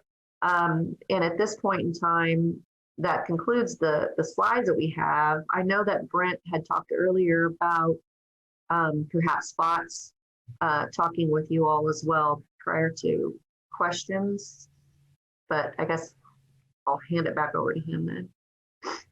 Thank you, Lisa. I appreciate that overview and the other staff members that were part of it. Very clear understanding of the items that are very important as part of this agreement. At this time, I see Fred Patton is here, and he is the designated representative tonight to represent FOTS, and would ask that he provide his comments as he and his group have been working hard with staff to develop this agreement, and really would like to allow him the opportunity to speak to you. So, Fred? Thank you, City Manager. Thank you, everybody. As some of you know, we've been working on this a long time. I've been sitting here thinking, I'm pretty sure I was FOTS Vice President when we started this, and then I served 6 years as FOTS President. I went off the board. I've been Vice President. Now I'm President again, and we're still talking about this, but I think we are there. I mean, we have put so much time and effort and energy into this. I so appreciate everyone's time on this. The city staff just did a great job of explaining what we've come up with over the last many months. We firmly believe that this financial model we have put together is workable. You know, a year ago, I would have said FOTS was we'd hope we'd have a little more money in this agreement. And I think the city thought so too, but things have changed over the last year. And we know the city budget's in a different position, and FOTS, we've tried to get creative to come up with new ways to raise and leverage dollars. And so again, we're all really confident that this model will work. We've both had our consultants look at it, both the city and the Friends of the Zoo, and everyone's saying, you know, move forward, this model will work. You know, we've had questions over time about how our city employees are going to handle this transition, and we feel really good about that as well. Day one, the AFT members are going to see a 3% pay increase. Many of those members are zookeepers, you know, the people we certainly need at the zoo to have and run a successful zoo. And as we talked at one meeting, you know, they are unfortunately very low paid professions, and whatever we can do to bring up their pay, we're going to try to do. And day one, we're going to do that. Benefits, we've been meeting with the staff for over a year now, talking about what's important to them. And we've tried to structure a benefit package that will, you know, meet the needs that they have. Other than that, I just want to say we're super excited to be here. We Friends of the Zoo was started 54 years ago, with its sole purpose to benefit the Topeka Zoo. And over the time, we've raised a lot of money. We've partnered with the city as much as we can. As the city has outsourced things, FOTS has taken those on when we can. We know this partnership is going to result in a better zoo for our community, and we appreciate your work on that. Before I pass it back to whoever, you guys should really thank, and I want to thank them, and I'm going to leave somebody out, but I know Lisa, Jessica, Jackie, Catherine, Stephen, and of course the city manager, you have all put in so much time. City staff, or city council, you wouldn't believe the number of emails. I think I get a lot of emails a day as a legislator, but holy cow, I open my email and I have like 50 from Lisa. So they have been working so hard on this, along with the FOTS side, and I so appreciate that. I've told you time and again that the only reason that I think we should not move forward with this until it was best for the city and best for the zoo, and I think we've come up with an agreement that has done that. We've got a number of FOTS board members on the TV or on the Zoom tonight. We're ready to answer questions if you have them, fill in blanks, that type of stuff. So back to you, City Manager. We're just here to help out however we can. Thank you, Fred. I sure appreciate that. And, you know, I know that I just want to remind Deputy Mayor that there are also two others that are signed up to speak in public comment if they want to. At this point, I think we'll turn it back to you to manage through the questions and or comments that the governing body members may have related to what we presented tonight, along with, though, there is the public comment that is available for both Pat Colley and Dina Cox are on there as well. Thank you, Mr. City Manager. Are any questions from the council?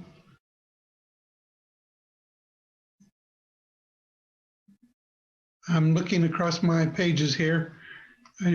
Councilwoman Heller. Where is she? Okay, Councilwoman Heller. All right, thank you. I do have a couple of questions, and then I do have some comments and suggestions on behalf of both the city and the zoo. And I want to start by saying that as ever, I remain totally supportive of this transition. I just want to make sure, I think there's some things we still need to tweak in the contract itself. Two questions first, if I may. One is, what is the vision of how long this bond issue would be? It says 7.5 years of payments. Would this be 15-year bond or 7.5, or what was the idea on the city side? We're currently looking at either a 7-year or I believe 14 or 15-year amortization. Okay. I'll get back to that. Second question was the zoo in the interlocal agreement and the countywide half-cent sales tax had 5 different phases of improvements that money was itemized and set aside for them. And the first phase was described and the second through the 5th were not. My question right now is, has the first phase been implemented and the dollars expended? That was tagged at 2018, 2019, I think, fiscal years. I'll have to ask Yeah. Brendan if he can provide that information, unless Jessica's aware. Unfortunately, that predates me. I didn't have that question prior to tonight. So we can definitely get you that information, though, if Brendan doesn't already have it. Councilmember Heller, I'll give you a quick response. I know, right? I even switched devices and I still can't talk. I'll give you a quick answer tonight. We'll follow up with more information tomorrow. When that sales tax was approved, right, we had a master plan, but we didn't have any funding. And that sales tax was essentially the stimulus to really give private donors, private foundations faith that we could start building things here. So we did the Camp Cowabunga project. We did the K. McFarland Japanese Garden project. When we initially laid that out into those 4 or 5 phases, it was nothing more than really kind of a best guess at that time. And since then, through the CIP, we have updated the CIP as we see how the master plan is going to unfold. One of the things that really I don't think anyone counted on back when that sales tax was approved was that it's fine and dandy for us to have a notion of what direction our master plan is going to go. But when we're trying to match sales tax dollars with private donations at about a 3-to-1 match, 3-to-1 private dollars for every public dollar, you got to get the buy-in from a donor that's willing to make a lead gift. And sometimes a donor for a different project shows up before you think they might. And so the short answer is, yeah, probably. But if you give us till tomorrow, we can paint that out in more clarity. Understand, the only reason I asked really was to see if that $3 million was still available to you or not. That's a lot of money. and any answer was okay. I just wondered how much was still, I mean, this, for those who, I think we got it after 3 o'clock this afternoon, but for those who haven't seen it, it was $3 million in phase 2, which was booked for 2018, 2019. Then 2022, another 2.5 million, 2027, another 2 million, and 2031, which is still inside the 15-year scope of this plan, was another 2.5 million. And so I just wanted to see whether you only had 7 million left coming or you had 10. So it might not be the full 10, you might have spent some of it. Is that what you're saying? We've spent about half to this point. Okay. Or have, okay. And that includes what we have kind of encumbered on the next project. Okay, so you still have probably $8.5 million available, earmarked for you in the countywide half-cent sales tax. Let me re-say that. On the Camp Cowabunga project, $2.54 million of the sales tax money was spent on that project. On the K. McFarland project, $1.25 million was spent on that project. There were 2 other smaller projects, $250,000 each. One which upgraded gas lines so that we could get building permits to work on master plan projects. And another one that worked on water infrastructure within the zoo for the purpose of a master plan. On Saturday, you'll hear about our next project, which is a draft project. That project's going to be about $7.5 million. We think that we're going to try to designate, there's already $1 million of the sales tax designated to that project. But we're going to ask to designate another $500,000. And so I wasn't doing the math, but that is the trail of the expenditures. Okay. Well, maybe I have a third question before I make my comments then. I thought that the idea of going into this PPP was to get you all out of our capital improvement plan and out of our involvement in your decisions. Now, I understand we might have to vote on if these projects weren't specified in advance, we might have to actually agree and approve the expenditures from the interlocal, but not your major projects, right? Brendan or city manager? I think you're right, except for one caveat, and I'm going to share my opinion and then let either Brent or Jessica clean it up. The half-cent countywide retailer sales tax, all of those projects essentially have to work together. We can't do all of the zoo projects without somebody knowing what's going on with the road projects, for example. So I think what we've talked about is that even moving forward, and this would most likely be done through the finance director, as we look at future projects, we'll work with the finance director to make sure that those are kind of observed through the capital improvement plan as it relates to the sales tax, so that we're not spending money that needs to go towards roads in a year and we're not competing against each other. So it's really a budget tool, I think, to help understand how that money is spent compared to how it's collected. Okay, well, that's enough for this evening. We can get back to that, but as Councilman Dobler and I were talking about earlier, that half-cent sales tax is a city-county joint agreement, and it sounds like there has been, maybe we just need to get that out on the table a little bit better and understand how that goes, because the way it was managed before was, once they were laid out in the interlocal agreement with the project names and the time period that they were to have been handled, the joint team of kind of engineering and finance people, and Neil would know better how it was configured, but they really pretty much worked on the project rollout and the project management. And so, well, enough on that. I'll make a comment later. Okay.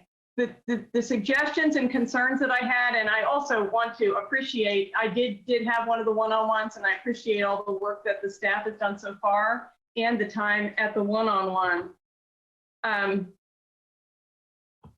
First, there was comment about the personal property, and we talked about it at the one-on-one. Right now, the proposed language says that any personal property, in the event that relationship dissolves, any personal property that's owned by the zoo will be kept by the zoo, and if the city wants any of it, the city would have to buy it.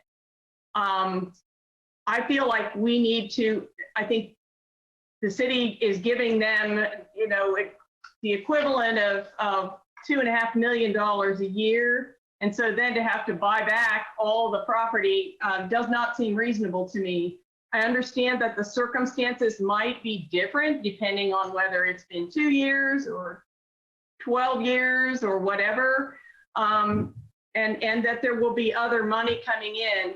The staff had been a little concerned about keeping track of purchases dollar for dollar. I don't think that's necessary. But I do think that we need some language that says something to the effect of, and I will turn this in. I didn't get the last information that I needed till after 3 this afternoon. So I'm happy to type up these comments as well and submit them after I've presented and we've talked about them. Anyway, I think that the personal property language could be changed to say something like purchased during the time of the agreement shall be negotiated based on the city's contributions and other circumstances to date, so that all can be reviewed, but that the city does not have to buy back all the trucks and all the personal property in the zoo if they have to take it over. But I think we can get reasonable language. Second, I remain concerned about the choice of the city to bond and the requirements that are there. I would point out that many of there's a list that's attached to the February 9th agenda of the maintenance and purchases that the zoo, I guess, has in mind to use that $2.8 million for. Most of them are maintenance. Many of them are short-term in duration, and most of them would not meet the requirements of our capital project policy or our debt management policy. We have slipped on that a little bit as a city, but I really think we need to look at that.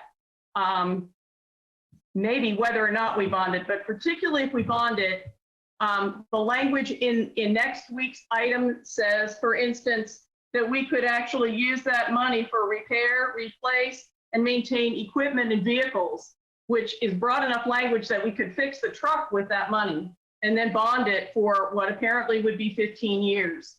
I asked how long the bond would be because one of the things in our debt management policy is that we're not supposed to bond anything that won't last as long as the bond. And if it's a 15-year bond, then we should be looking at least a 15-year lifespan of anything we spend money for.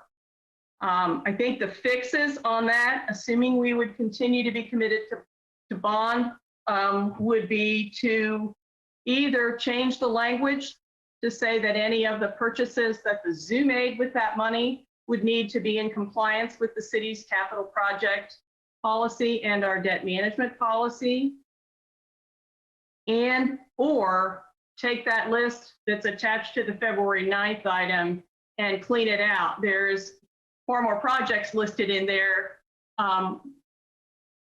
than there will be money for. So it could be synced up so that the identified projects were more in compliance with our policies. Again, and this is for the best interest of the city as well as for the zoo. We don't need to be messing around with $5,000 purchases for something that's going to last 5 years. There's one item in there, for instance, that's in there for a 5-year replacement. Our policy says we should never bond anything that won't last at least 5 years. So things like that, I think that can be synced up. If we really want to give them that money to, sorry, the phone will quit. Hang it up.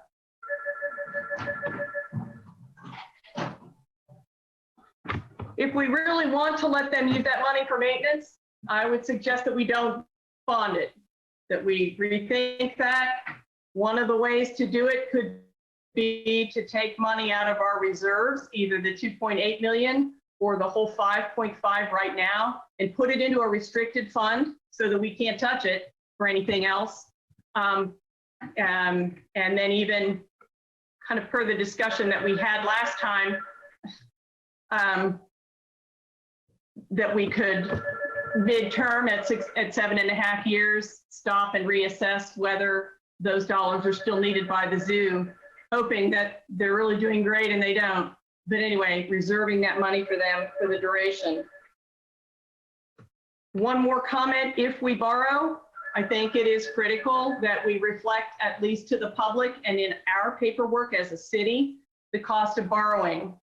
It will cost 25 to 30% more to borrow that money than to use cash, which means it would cost us $780,000 to $885,000 to bond that money. So I would suggest that if we want to bond it, we either need to deduct the cost of the borrowing from the dollars that are available to the zoo, or we need to add that, that cost so that we know that as a city, we are taking on that additional close to $1 million in financing costs if we choose to go that route, so that it is transparent and fully disclosed. On the countywide retailers tax that we talked about, the interlocal, I was a little surprised at the language that we have, and this is on the behalf of the zoo.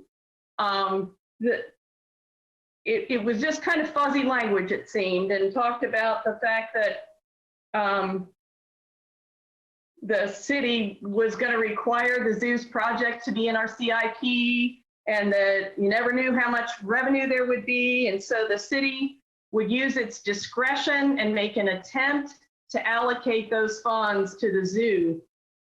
And that's somewhere like $7 or $8 million that I think the zoo needs to be able to count on, because it is itemized, and they should be able to count on that with maybe not a lot of oversight from the city. We have to approve big capital projects, but I thought the commitment to the zoo to get that money needed to be a little bit stronger. On the annual management fee, I think before we pass this, it would be good to review one more time how that relates to how much money the zoo is getting from the city now.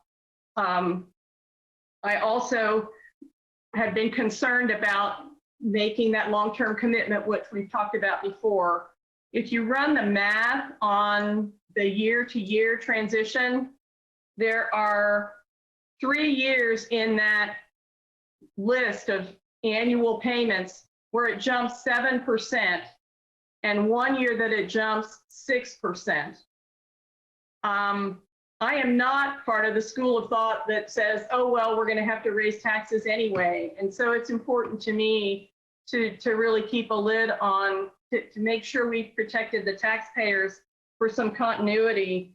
My thought would be if we could add language that would simply say that in a year where the city's property tax revenue has not increased at least 3%, that the city's contribution would be adjusted to match the city's actual increase. That would be a governor only on 4 of those years that are itemized, but would protect the city in such a time.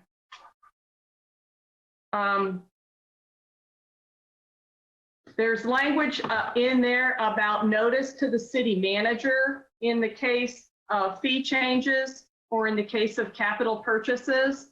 The language talks about letting the city manager know and giving the city manager X amount of days, usually 60, I think, to respond. And if the city manager doesn't respond, things go along. I do not suggest, I'm not thinking that we need any additional people involved officially in that approval, but I would like to suggest that there be language in that agreement that says that the members of the governing body are advised of that request at the same time as the city manager is advised, so the council members know about it. And if people have a concern or question, they can connect with the city manager, but at least we know in a timely way. In terms of the fee change language, Councilman Duncan was particularly eloquent, I thought, about the fact that if we're going to subsidize at this level, one of our primary, aside from having the zoo be excellent, that we wanted to make sure that it was affordable to people who live here. I would suggest right now, the language only controls the fee increases for the first 5 years of a 15-year agreement. I would suggest that if we are making specific dollar commitments from the city for those 15 years, that we put just a little bit more language in there to cap or govern the fee increases for the duration of that agreement as well. I'm not asking that it be particularly tight, but that if that's really significant to us, we need a corresponding commitment.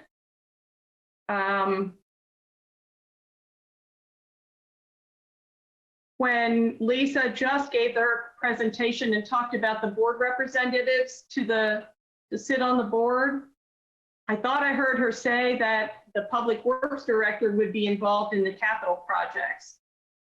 And I did not think that we would be involved in those things at all. Did I misunderstand, perhaps?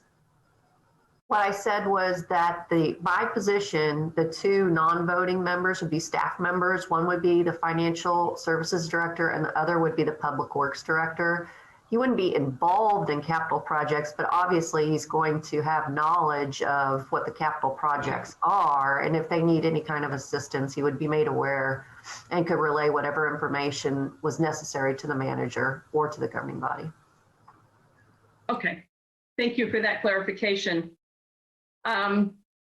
Something that came up just today that I would like to suggest be in there with some simple language is that Molly had press releases from the city on 2 different really cool things that are happening at the zoo. And what I realized is that people think that's really fun, and you know, we already gave away Parks and Rec, and if we give away the zoo, we won't have anything fun to talk about. And so I wondered if there could be an allowance for the city to go ahead to continue promoting things that happen at the zoo, certainly under the guidance of Fox in terms of our content and approach to that. But I'd like to be sure that we can continue to do that. And last, there's discussion here in and out about offsets, but I would like to reiterate my suggestion that we seriously consider supporting or leading as the city an effort this year, maybe in the primary election or in November, to see about getting the zoo either a 0.05 or 0.1% sales tax that's dedicated just to the zoo. A 0.1, if I've got my numbers right, if the countywide is half cent is generating 17 million a year or so, then a 0.1 would generate the zoo $3.4 million a year, and would be wonderful for them and could grow with them and would also relieve the city of that. Even a 0.05 would be 1.7 roughly, if I've got my math right. So those were my comments and suggestions. Thank you. You're muted, Deputy Mayor. Thank you. Thank you, Councilmember Hiller. Are there any other comments, questions, discussions? Councilmember Lisser? 2 quick questions. Number 1, I want to make sure I'm not confused. Didn't we already vote to bond this project? Hasn't that portion already been decided? Yes, it has been. Okay, that's what I thought. The other question is, just out of curiosity, I'm trying to figure out what personal property, Councilwoman Hiller, you would be concerned with in regards to the contract, us buying back and whatnot. If I'm not mistaken, all of the vehicles, all of the tools, all of the equipment, any equipment that's not affixed to the real estate would all be technically considered personal property, including, of course, the desks, the refrigerators, all those things. I guess I see that I can kind of see your point. I don't know that I don't know what value there's going to be to that stuff though in 5 years, let's just say, for instance, or whatever point of time. And I don't know that I want to be in the used equipment business. I just assume that's theirs and they do with it as they want. If your concern is the day that we turn it over and what we give them at that point in time, that stuff's if this doesn't come to fruition at the point in time that we would be taking it back or buying it back, I don't know that there's anything there that we would want. And then the other items that they're going to have and ascertain in the interim I would think they're going to do with their funding. And so I guess that's why I'm not too hung up on that, because the property remains theirs. I just don't, there again, it's kind of like a tenant that you rent the house to. I sure as hell want them to leave and take their trash with them. You know, I don't want to be having to get rid of it or be holding the garage sale for it. So I just wouldn't get too hung up on something that I don't see that there's going to be that much value, unless, you know, Fred or Brendan can chime in and tell me there is going to be some property, or Spencer, go ahead. That's all I got. Thank you. Mr. Patton, do you have a response? Well, I was just going to say, I think the big dollar items you're going to see are probably equipment and things we buy to care for the animals. For example, this week, Friends of the Zoo approved spending almost $40,000 to buy a cold laser, fusion laser, something like that, to care for one of the giraffes that have medical issues. It's those types of things that we're going to keep acquiring. Yeah, there might be some vehicles, but our exempt purpose today is to serve and benefit the Topeka Zoo, and our exempt purpose in 15 years from now is going to be to benefit and serve the Topeka Zoo. So whether we're required to give it back, sell it back, whatever, our purpose is not going to change. And so whatever we have to come up with in the agreement to make everybody happy on all these issues, we are more than willing to do so. I don't see it. I certainly, from a maybe legal standpoint, I understand Councilwoman Hiller's question, but I assure you that FOTS's purpose is going to still be to care for the zoo, and if that means passing it on to whoever the next operator of the zoo is, we're going to do that. Thank you, Senator. Any other response to the questions that were posed by Councilmember Lesser? Yeah, I had a comment. Okay. So I actually, to Councilwoman Hiller's point, that was a discussion we had in our one-on-ones, and my concern was twofold a little bit, and it was that if Fox goes bankrupt or something happens and they just give us the keys, we wanted to make sure that they hadn't liquidated everything and we couldn't operate a zoo and care for the animals. and one of the things I had asked staff, and I honestly can't remember if they said this was already covered or that they would include this, was basically a first right of refusal to the city to say before they can do that, if they have to sell off and that they come to us first and give us an opportunity to acquire that property to be able to continue to run the zoo. And so staff had told me that I can't, like I said, I can't remember if they said it was already addressed or would be, but that was my primary concern. My second concern was, I guess concern maybe was, if it's money that they use taxpayer dollars to make large purchases, I wanted to make sure that we got quote unquote credit for that. I don't care about pens and pencils, right? And I don't even care about buckets or even mid-level equipment. But I was also told, I believe, that there is a threshold already in place that says if it's a certain dollar amount and they use taxpayer dollars, they will itemize that so that then the city can say, okay, that's ours. You got to talk to us before you do anything with it because it was our dollars. So I think we have some protections there.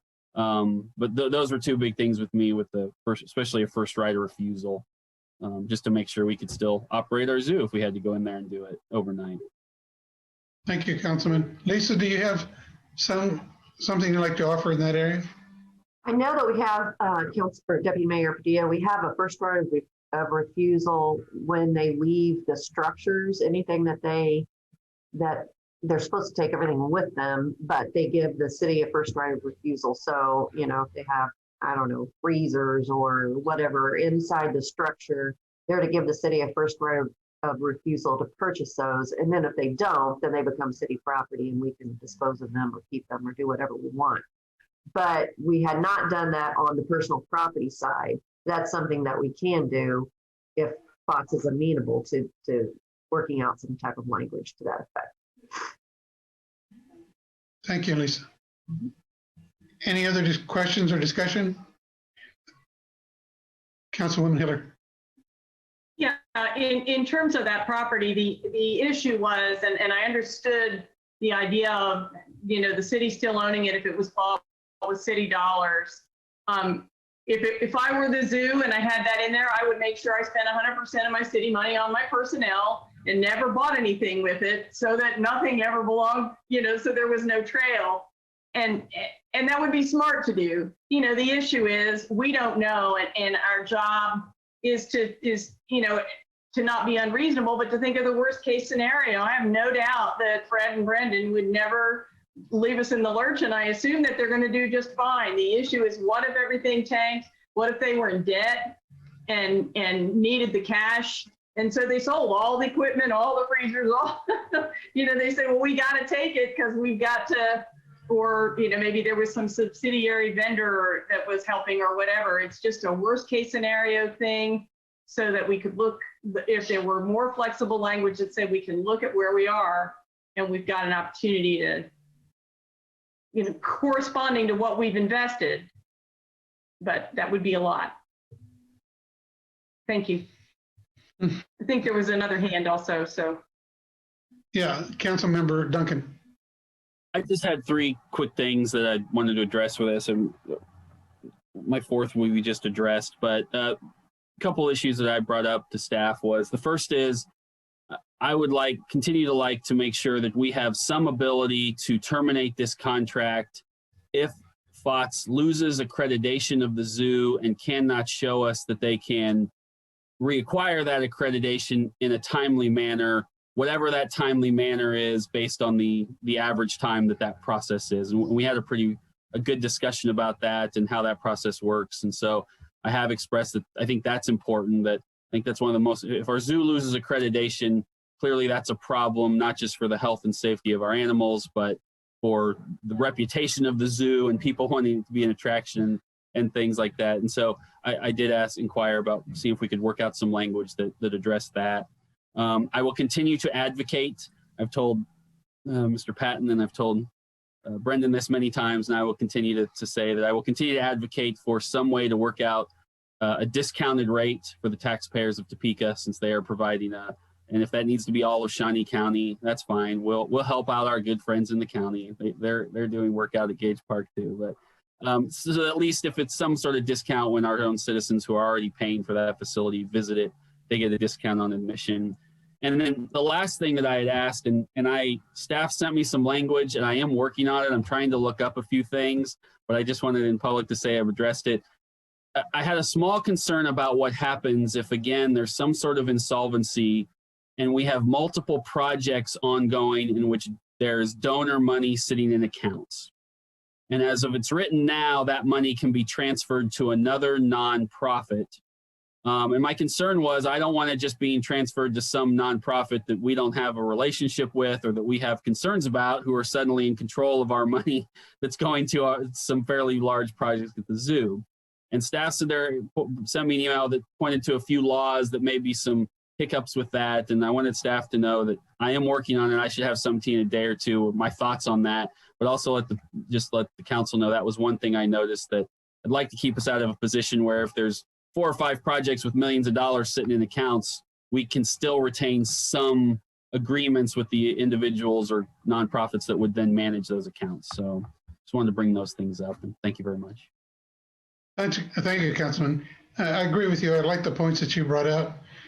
Anyone else would like to make some comment or discussion, ask some questions? I want to make sure that we give everyone a chance before we move forward with having more discussion from members of FOTS who are here also, who could present with us to present to the council.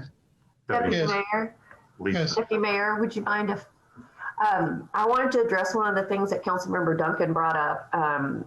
He talked about loss of accreditation, and another one is the USDA exhibitor's license, are two of the kind of major things. So right now, those would fall under a termination by default. And what we talked about in our one-on-ones was basically, if it's a termination by default, then the dispute resolution process kicks in, and it's a pretty lengthy kind of scenario. So what the thought was, and I need to talk this through with the FOTS folks, but if it's a termination for cause, then you would go directly to just providing a notice of termination, and then the 90-day clock would kick in. So I think that might be, I think your concern Councilmember Duncan was, you just didn't want this thing to go. I think what I wrote down was, I don't want this thing to go on for 18 months without being resolved. So Someone just keeps saying, we're working on it, we're working on it. Yeah. And suddenly a year goes by and we're all believing that they weren't really working on it, right? Yeah, so that was one of the ways that we had kind of thought about maybe approaching it so that that puts it on a faster track if it's a termination for cause. So anyway, just thank you. Thank you, Lisa. Further comments or questions? We're working on 8 o'clock, but I don't want to leave this subject and take a break yet. And typically we take one about this time, but I know there are others that would still like to speak to this issue. Senator Patton, would you wish to make further comment? And I know Pat Colley and Dia is also here with us tonight.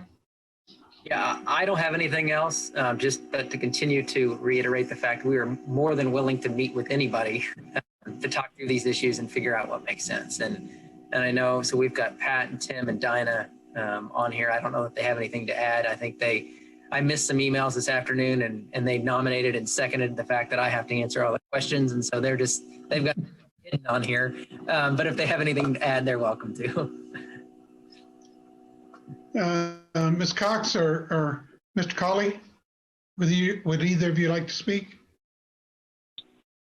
Nope, I have no further comment. Thank you. And I have no further comments either. Thank you. Okay, thank you.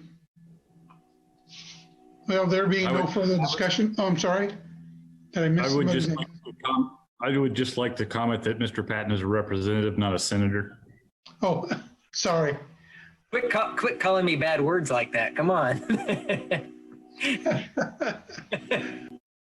Well, I apologize. It was a field promotion. Okay. Mr. City Manager, is there anything further you would like to present on this topic? I have nothing further to present. I think we've covered a lot of ground, and I think that as staff, we're going to need to huddle here and look at some of this information to determine if we can turn it around again for next week, because our intended action was to take place next week, and we'll simply analyze that and see if these items can be corrected in the next couple of days in order to be able to provide the additional information. If not, we'll delay action until 2 weeks from now. But that's still to be determined. I need to have an opportunity to talk with staff to be able to make that determination. Okay, thank you, sir. And am I correct, there is no public comment on this topic right now? Correct. No one's, Yeah, the folks that were signed up have already spoke. Yeah. okay. Beyond that, all right. Thank you. And what is the pleasure of the body right now? As I mentioned, typically we take a break at about 8 o'clock for about 5 or 10 minutes and then resume the meeting. Can I get a feel? Do you want to continue to move forward with the agenda or take that break? No, I see no preference. I vote for a break. I'm going to go use the restroom whether we break or not. I'm just going to tell you right now. Where you're seated? Where you're seating? No. Okay. All right. Well, why don't we take a quick 10-minute break? My clock says 8:03, so we'll come back at 8:13 and we'll resume our conversations. Thank you. We are at recess.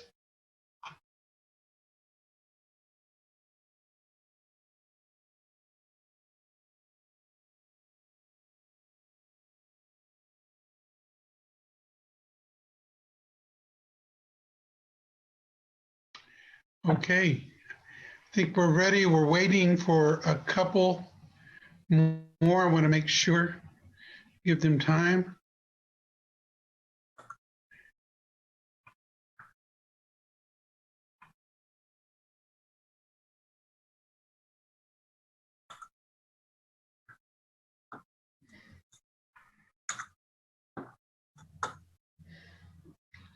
Okay, it's 8:13. We're back in session. We've finished discussion on item 6A, so we'll move on to item 6B. Will the clerk read, please? E is review of the City of Topeka governing body 10-year strategic vision and goals. Mr. City Manager. Thank you, Deputy Mayor. We met in January of 2020 to develop our goals and priorities for Topeka. We were working on refining that language, and then the coronavirus kind of hit front and center for us, and we had that to tackle, among other things. So as we enter into 2021, with the thanks of Councilwoman Hiller and Councilman Dobler, we've re-engaged on writing up these strategic goals and priorities. And so tonight, we have revised that language, and it is now available for you to consider. It really is, one of the things that Councilwoman Hiller brought forward. It really is, we are looking at a 10-year strategic plan and vision with this. And it is something that, each year as we get together every 2 years to look at these, we would look at refining some of the goals and not necessarily the vision, but that's what we tried to do here. Once we completed this and submitted it for the agenda, I submitted to staff, and there is one slight modification that'll need to be done with regards to affordable housing and some of the numbers and the way they're categorized, but we'll get that changed to you. That was provided to me just the other day, and so we'll need to modify it. But the general purpose of that particular item won't change, but it will need to be slightly modified in the way the terminology works. But I'll get that changed to you. That really doesn't change the focus of that particular item, just some of the language. So with that, I guess I would turn it back over to Councilman, the Deputy Mayor for discussion. Okay. Are there any questions from the council?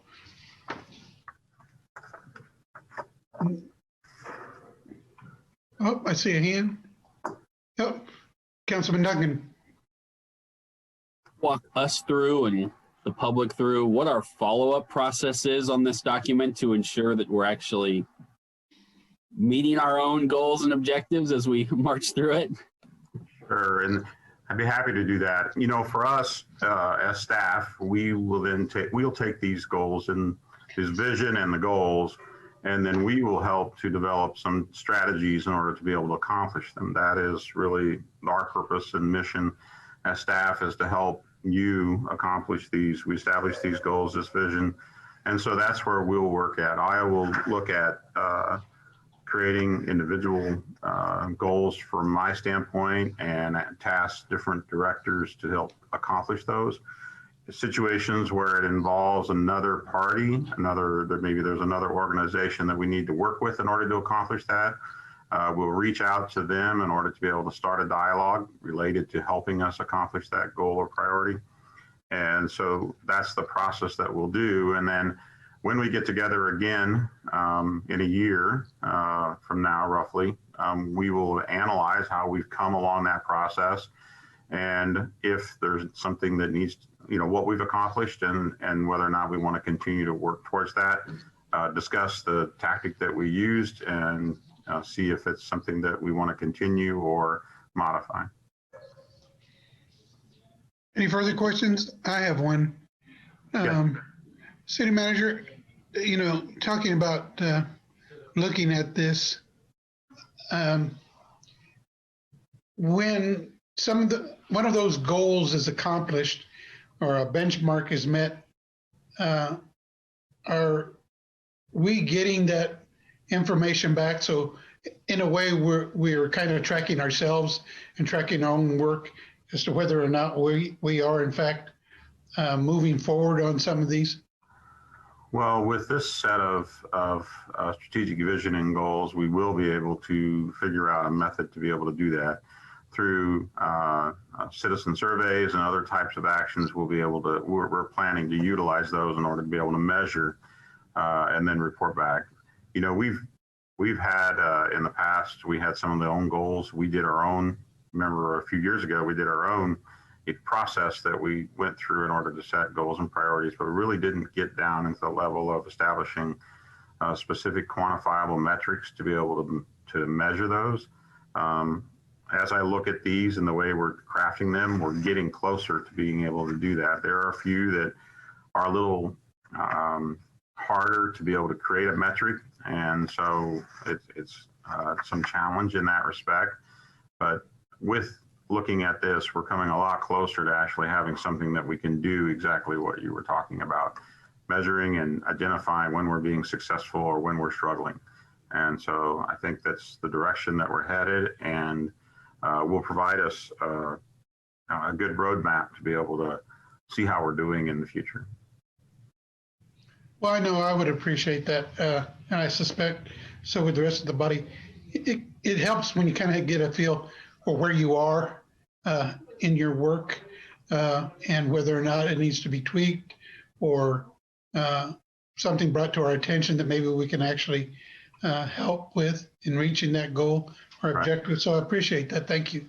And if you remember back when we did those first set of goals in that first meeting, I've done in the past a quarterly report, and I've seen what I've done in the past with city governing bodies is to provide a quarterly report that outlines both in narrative form and numbers, depending on what the item is, what action steps that the staff is taking in order to be able to accomplish those, so that you have kind of a running play-by-play, so to speak, as to how we're working towards that particular issue.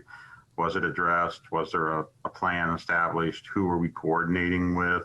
How much has been accomplished? And so I'll produce that on a quarterly basis to tell you where we're at. To do so on a monthly basis is probably not really effective. It just won't change that much with when you look at some of these things. But on a quarterly basis, we should see action in little ways on all of them. And so I would propose that would be the process that I would follow. Okay, thank you, City Manager. Any other comments or questions? Yes, Councilman Dogler. Yeah, just to follow up on that a little bit, I think a discussion of this process as we start the budget for 2022 would be great. So if you're going to do quarterly reports, I think we could look at something in probably June, early June, that would help us determine if we need to provide more support in areas where we're not meeting our goals. That would be great. Thank you. Thank you. Further comments or questions from the body? Okay, want to make sure that I do ask, are there any public comments on this? Thank you, Brenda. Okay. Well, that concludes the non-action items, and so we'll move forward to the announcements. City Clerk? Okay, for the February 9th agenda, we have a regular consent agenda. The action items include approval of the zoo license and management agreement. We have a resolution authorizing and providing for various zoo improvements, for the cost of zoo improvements. We have a resolution from the Public Infrastructure Committee for projects 2021 infill sidewalk program. We have a resolution from the Public Infrastructure Committee for the 2021 firm projects. We also have approval of the 10-year strategic vision and goals that we just discussed, and then Social Service Grants Committee report and recommendations. And then we'll have a discussion on the 2019 Consolidated Action Plan Amendment number 2. Also, we'll have the action item from tonight that we deferred to next week. So that's it. Thank you. Mr. City Manager. I have 3 things tonight. We will have 7 new firefighters that graduate tomorrow to begin their time working in the stations. They will have a graduation ceremony tomorrow following the COVID-19 guidelines with friends and family at the location. The zoo, if you hadn't heard, is going to have their orangutan predict the Super Bowl winner. I hope he gets it right, or she, on Friday at 10. And I hope it's the Chiefs, of course, but I got to clarify that. Yes. The zoo will be holding a contest for all Shawnee County school districts to see who can guess when Val the bear will emerge from this year's torpor, which is similar to their hibernation, as some call it. But So anyway, that is something that's going on. So if you have school children that might be interested in doing that, it's a neat little idea just to kind of gain more attention as to how our friends the bears function in a winter time. So that's all I have, Deputy Mayor. Okay, thank you. That Brendan keeps coming up with different ideas, doesn't he? I like that. It's a supersized Groundhog Day. Okay, thank you. We'll move on. Councilmember Nager. Thank you, Deputy Mayor. Wonderful job running the meeting tonight. Oh, thank you. I just wanted to bring to everybody's attention that this is Black History Month. This is a time to, whether you have not yet started to really delve into the history of our Black brothers and sisters in the United States and before, or if this is just a reminder to continue to delve into that culture. I just want to make sure that we are celebrating that community. And there was a quote from Zora Neale Hurston that I just felt really rang true, especially with the fact that we are reflecting on the goals that we made last year and looking ahead. She said, there are years that ask questions and years that answer. I feel that 2020 raised a lot of questions, and I'm really looking forward to answering some of those questions this year with all of you. Thank you, Deputy Mayor. Thank you. Councilmember Dobler. Thank you, Deputy Mayor. I wanted to say a thank you. We had an issue at 29th and Wanamaker, just a little bit south of Hy-Vee, with a car wash that's been ongoing for a couple of years. That car wash is great, I guess. I haven't used it, but apparently there's a jet engine that dries cars as you leave the facility, and the neighbors on the east side of Wanamaker were really bearing the brunt of that noise. And we have a solution. Wall went up. Actually, a big fence went up around the east side of the car wash this week. We hope that takes care of the problem. It certainly will minimize, I believe, the noise issue. Just wanted to say thank you to a number of folks. First of all, the owners of the car wash. They did work with the city. Took a while to figure it out, but they came up with a solution and they paid for it. So that's great. Commissioner Mays, when he was a council member here, really started the effort to find a solution. So thanks to him. Councilman Duncan, this is an odd part of town where my district's on the east side where people were suffering, and his district is on the west side of Wanamaker where the car wash sits. And he was very proactive in helping the city staff and myself try to find a solution. So appreciate that, Councilman Duncan. And then I want to thank the city manager, met with the neighbors a number of times. Appreciate that. The city attorney was there. Appreciate her being involved. Mr. Fyander was part of the solution. But really, Chief Cochran is the one that kind of forced the issue, came forward from the very first, really, with the solution, and worked closely with the owners to get it resolved. So really want to say a big thank you to Bill Cochran for all he did. And I guess the last thing, can't really fault anything. These car washers are new. They're different from what we've done in the past. But I think we know now. So hopefully planning has put that into their lessons learned notebook. And the next time we have a super car wash like this, we'll know not to point the dryer to a residential area. That's all I have, Deputy Mayor. Thank you. Thank you. Councilmember Duncan. Thank you, Deputy Mayor. I have just a few things. A few weeks ago in my announcements, I thanked several groups in town who have been donating money and other items to people in need through our various food programs. This week, I want to thank who are helping our animal friends in need, including Hill's Pet Nutrition, who donated several $100,000 to the Humane Society, which is also borderline on my district. So just thank you to them and all those who are supporting that effort, because animals are still in need, and not just with winter, but with COVID, adoptions and other things have been up for, and so thank you to them. I want to remind my district, who is very active, which is great, on SeeClickFix, to keep using it. It is a great resource. And I do, every time you send in a thing, get an email that says someone in your district has submitted a SeeClickFix. And I do look at all of those, and I will go out oftentimes to follow up on some of the bigger issues. I don't go at every pothole, so I apologize for that right now. Maybe I should start.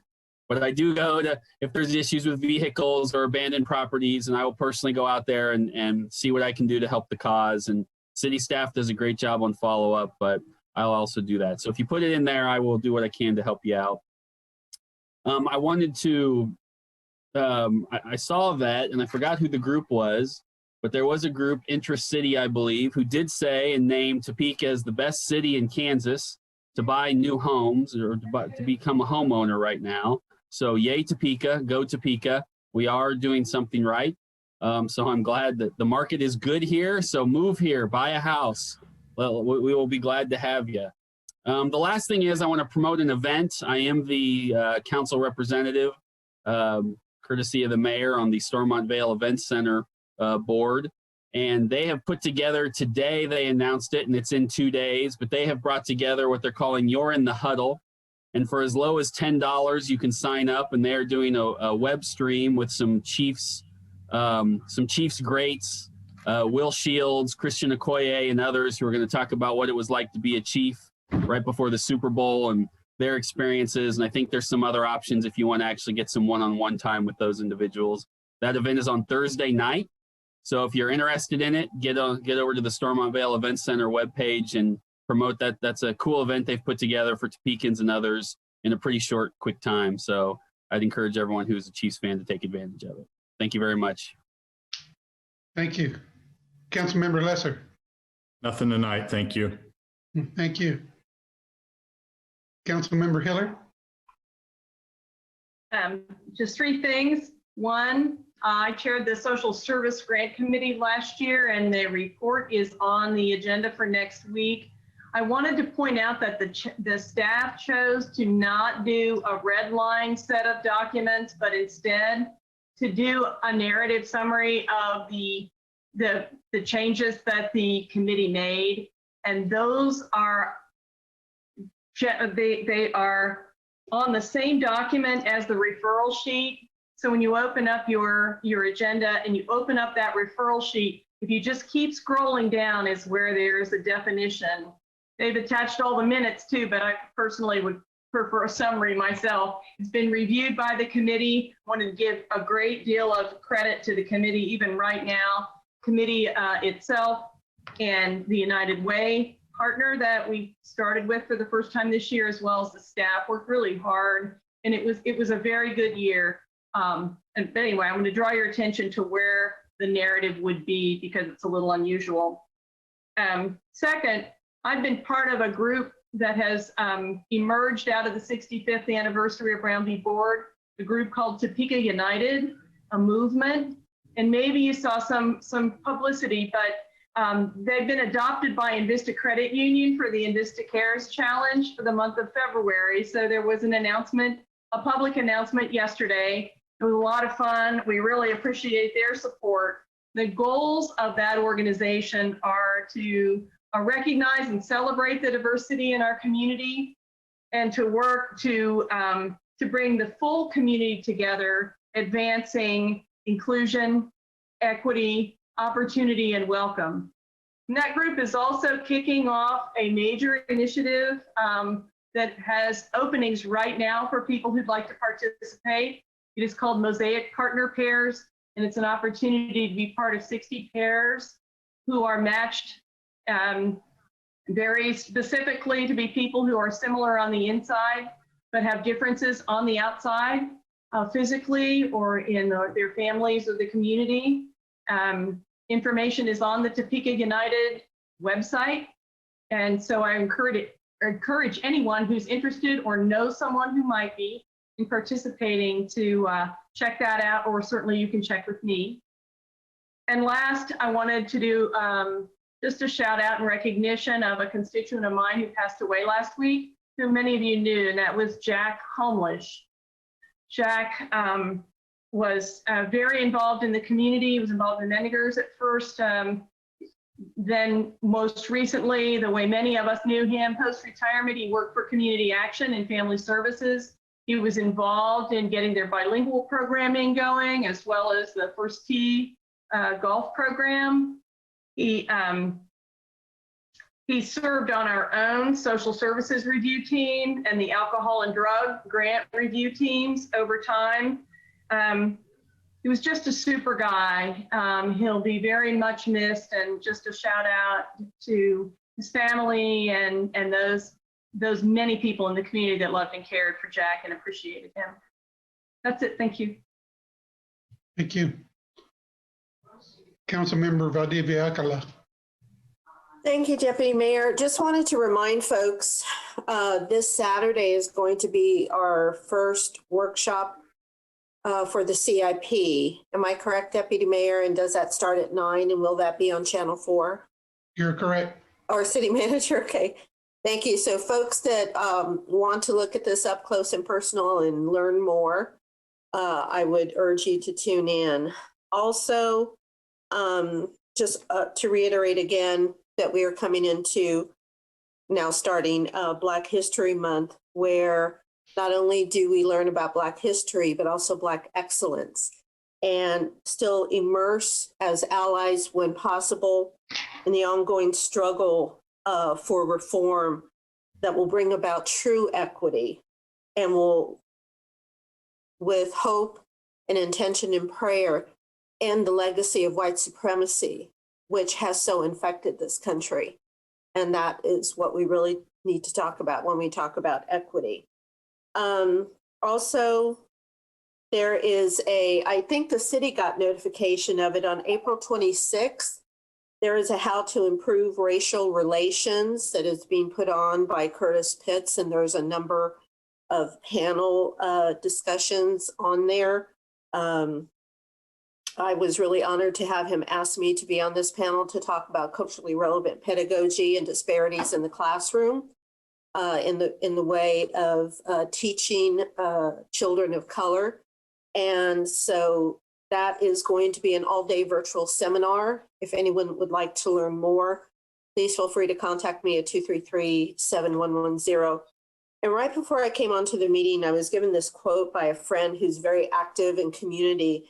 It's a quote that was from, and I saw it on Twitter as well, Bernice King, the daughter of Martin Luther King Jr. And it's a pretty basic quote. It says, "Kindness matters, but kindness does not equal justice.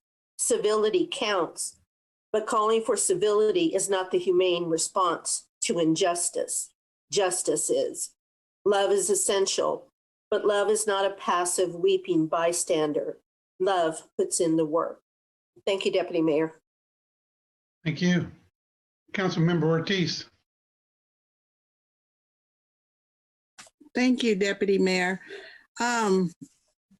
I wanted to first congratulate Corey Wright on 19 years today with the city.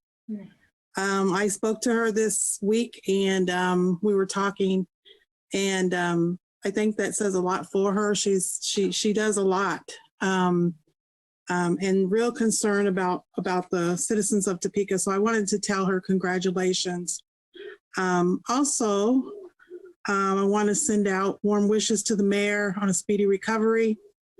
We miss you and we hope that you get better.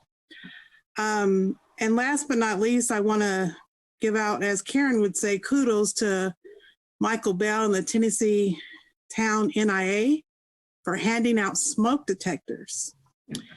They had a fire in their district and learned of the people over there that didn't have smoke detectors.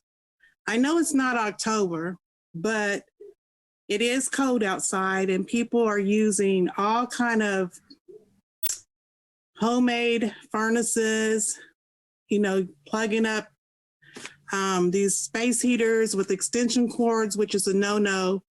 And we just need to continue to get the word out and talk to them. And I know we've got COVID going on, but there are smoke detectors available. So if we can find them, we should make sure that we get them to our community housing H&D department and get them to them.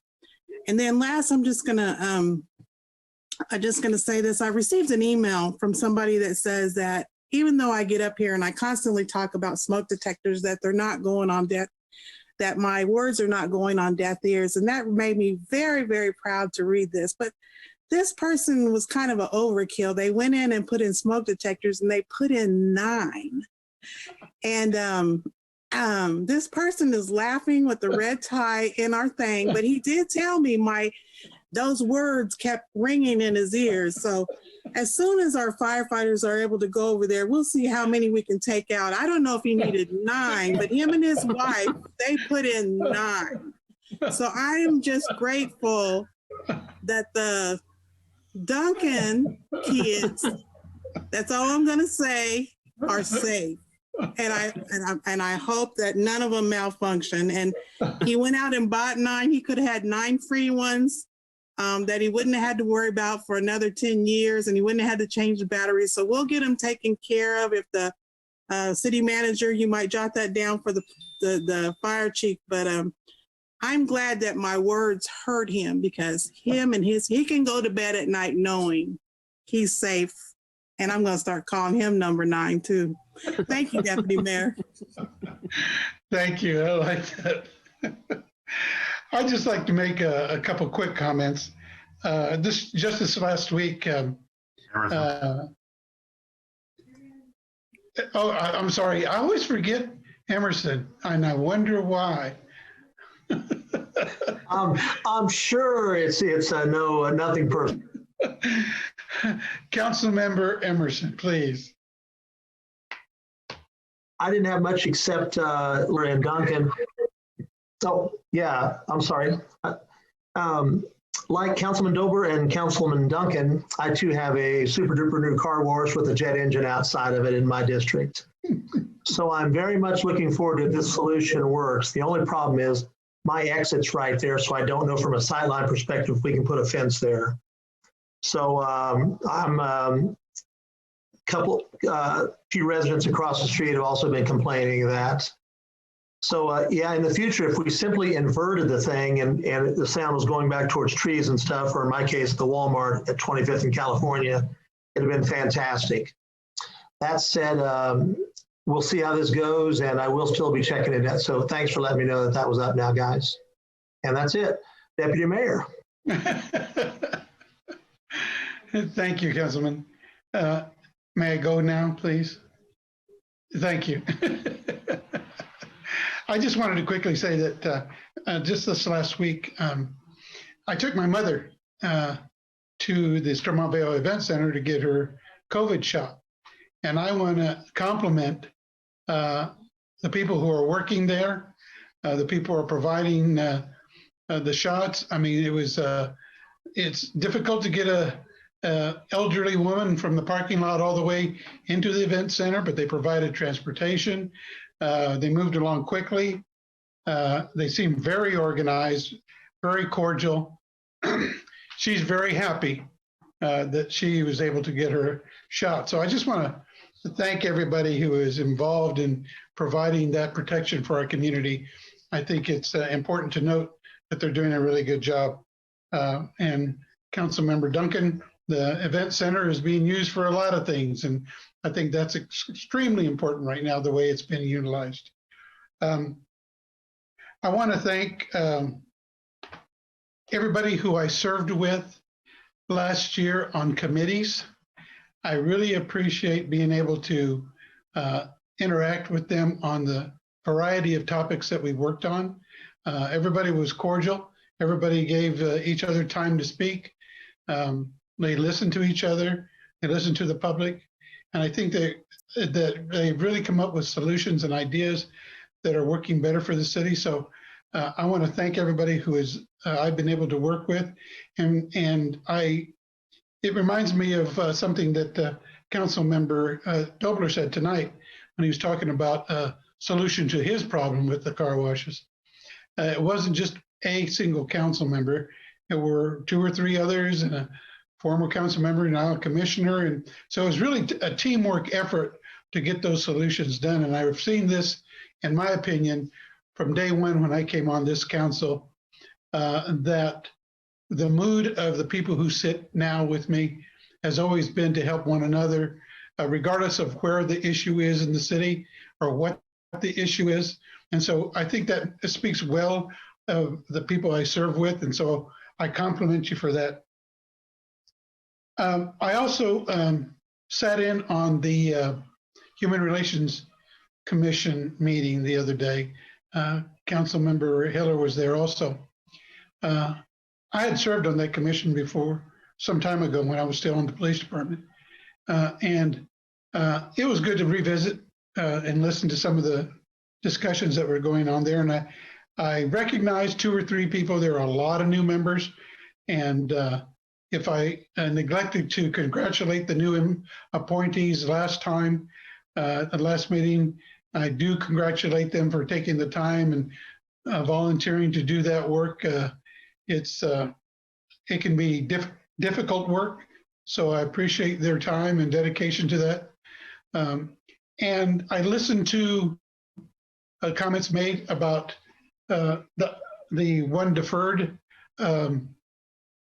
appointment.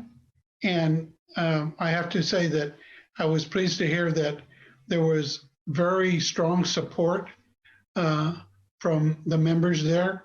And I believe it's important to have a diverse membership in a group like that. So I appreciate the time that was taken by both Councilwoman Valdivia Alcala and Councilmember Dobler to speak to that appointee. I think it's important that they were able to reach out and ask the questions they want to ask and come to their own conclusions. I think it's important that they do that. So I thank them for that as well. And the last thing I'd like to say is that regardless of where we are in our lives, we really need to give some thought to people who are really in need. It always seems to really hit hard about this time of year when you drive down the road and you see people unsheltered, pushing a shopping cart, trying to make ends meet, trying to find a place to stay. I really think that, I know that we have worked hard on the homeless issue in our city, and I know this body can come up with even more solutions to what we're trying to accomplish to assist those underserved in our community. So again, every effort that you give to those kinds of problems in our city, I truly appreciate as a citizen and as a member of this council. So if there's nothing further, and there is no executive session this evening, this meeting is adjourned. Good evening and thank you very much.